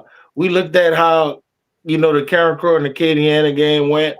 JB was right; they did start it off kind of slow, but at the end, the Rams, once they start putting it together, they made the stops that they had to make, man. And kudos to them, those Rams and their fans, bro, because they was a part of our chat group in the first 3 weeks that was nervous, man. And they're gonna be a live team this Friday when they play St. Augustine. Lost the first 3, reeled off the next 8. Acadiana taking the Veer machine down to New Orleans Friday night. We will see what happens when those two clash there. We talked about the Bonneville Riverdale game earlier in the show. So let's go to these round 2 matchups. We start with a rematch. Edna Carr gets Jesuit in a 1-17 matchup. I hate to be that guy, but I'm sure Jesuit would have wanted to see anyone else in this bracket instead of going and play Carr. I think St. Paul's and Evangels has an opportunity to be a game of the night in this bracket. Look at Alexandria and Brother Martin. I think you got 2 good receivers in this one, 5 versus 12. You got Alex Fontenot and you got Easton Royal. So we'll see what happens in that one. Captain Shreve, the 20 seed, comes down to play Catholic of Baton Rouge, the 4 seed. We know Shreve can score. But we know Catholic of Baton Rouge has some guys in that secondary that can play. St. Aug's the 3 seed. Acadiana's the 14 seed. Is it the St. Aug that played Holy Cross? Is it the St. Aug that shut down John Curtis? Should be interesting. 2 weeks off. We'll see that one come this week. And then you got the 11 seed Rumble versus the 6 seed Tioga. This one feels like the seeds should be flipped. You got the 7 seed John Curtis. You got the 10 seed St. Thomas More. This is one of those where a phenomenal coaching matchup, JT Curtis and Coach Hightower. This is one of those where I don't know how many times they played in the past, but I'm happy to see them play here in the bracket because of the coaching matchup. And then 18 seed Bonneville versus the 2 seed Turlings Catholic. We look at Coach Anthony takes his squad into Coach Corville's Turlings Catholic Rebels. So 2 coaches there in their first years going to be playing second round football. JB? Yes, sir. Give me a game. Give me the John Curtis and the St. Thomas More Cougars. Coach Hightower. Some history, huh? Yeah. Coach Hightower, Coach JT Curtis, 2 legends in this state of Louisiana, many state championships between the 2. If they played each other before, it's nice. I don't know if they have, though, but I want to say this, though. St. Thomas More, after starting off, I think 0-2, came along a long way. Got better and better and better, but then lost to Turlings in week 9, I believe. Lost to Turlings, so they got their playoff win. Now they come down to play John Curtis. I think it'll be a hell of a ball game, man. I'm very excited for that one. I would love to be there, but won't be able to. But I think that's gonna be a good ball game between STM and John Curtis. Ooh, man. I think for me, as much as I would love to say Alexandria, both of the Alexandria schools facing against the Catholic League, I think the game that also intrigues me a lot is going to be St. Aug and Acadiana. Two different styles. St. Aug loves to pass the ball a good bit, and you got Acadiana with the veer and running the football a lot. And so, which style prevails in this one here? I think St. Aug is going to have their passing game up and ready here, but you can never count out the Rams right now. They've been playing hot. Again, a shame one of these teams has to lose in their second round here because both of these teams have really played some good ball coming up to this point. Yeah, the game that's intriguing to me is probably going to be one that's going to break the internet with some points being scored. Because Calic of Baton Rouge, they not shying away from scoring on nobody, and I think they want to score plenty points early as possible so they can move on to their second round matchup in the quarterfinals against a red hot team coming out of Ash or Brother Martin. And I guess that leaves me with the one I thought that could steal the night for game of the night in this bracket. I'm gonna go St. Paul's and Evangel. Is this Pop Houston's game to get ready for the showdown with Edna Core in the quarterfinals, or does St. Paul's have enough to play keep away, be more physical, play great defense, get a timely stop, and upset Evangel on the road? Does Evangel set up a showdown with Carr, or does St. Paul's have enough to go on the road and win a close one? That's what I'm intrigued by there. Don't get caught looking ahead if you're Evangel, correct? That's No, right. sir. Exactly. St. Paul is a physical attack team. If they get a 2-touchdown lead, it could be a game changer.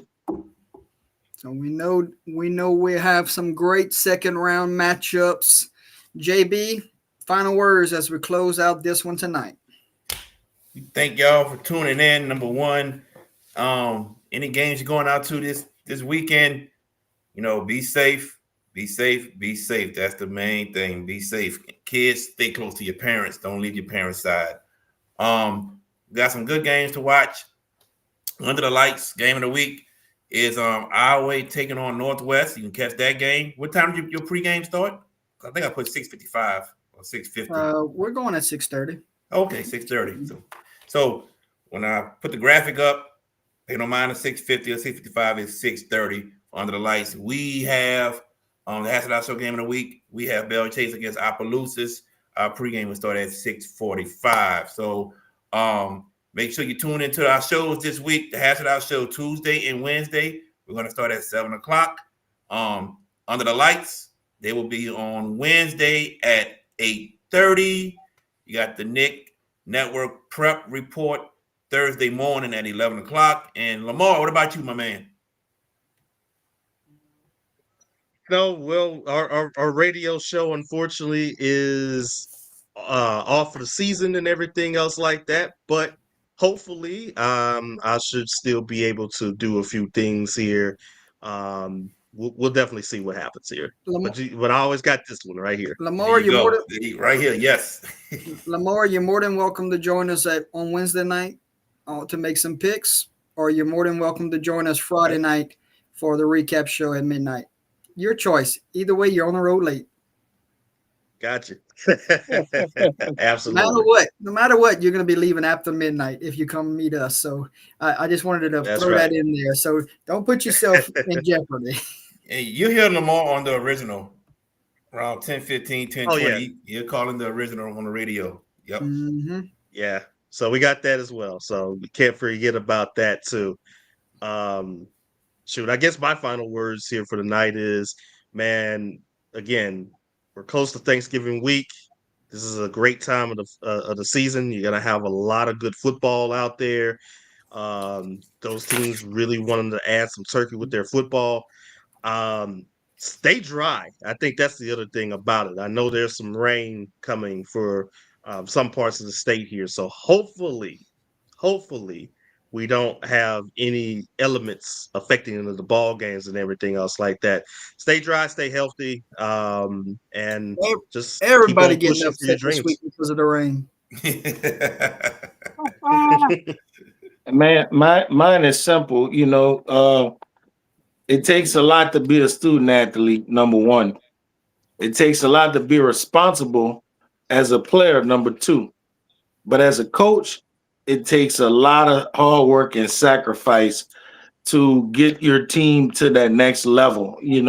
So much hours being put into some of these coaching gigs, and they say that's why they make the big bucks. They don't teach or anything, man. But a fan base want to win. They don't get a ring. They might just get a T-shirt, but they're the one making the most noise. But the fan base that galvanize themselves around the community, around the coach, around the team, gonna find themselves on Padres in December, the second week in December. There it is. Ladies and gentlemen, that is round one coverage from the boot breakdown. And I mean, I tell you what, we're not going to be this long moving forward because the games will shrink. Right now, going into round number 2, we have 64 matchups next week, boys and girls. And guess what? There will be 8 teams standing when it's all said and done, holding the trophy. Going into round 2, there is 128 that still have an opportunity to raise the title at the end of the season. It only gets better from here. It only gets better from here. Who punches their ticket to Turkey Week after Friday night when it's all said and done? You'll have all 4 of us to break it down for you next Sunday at 6:15 when we're talking quarterfinal matchups and we're talking stunners, statements, upsets, and good old-fashioned storylines from round number 2. For myself, Jordan Taylor, JB the Sports Guy, Lamar Gafford, and Nick Campbell, we say goodbye for now, and we say we'll see you next week for all of our respected shows. Good luck to everyone. Have a great week, and Friday Night Football will be here before you know it. Yep. Good night, fellas.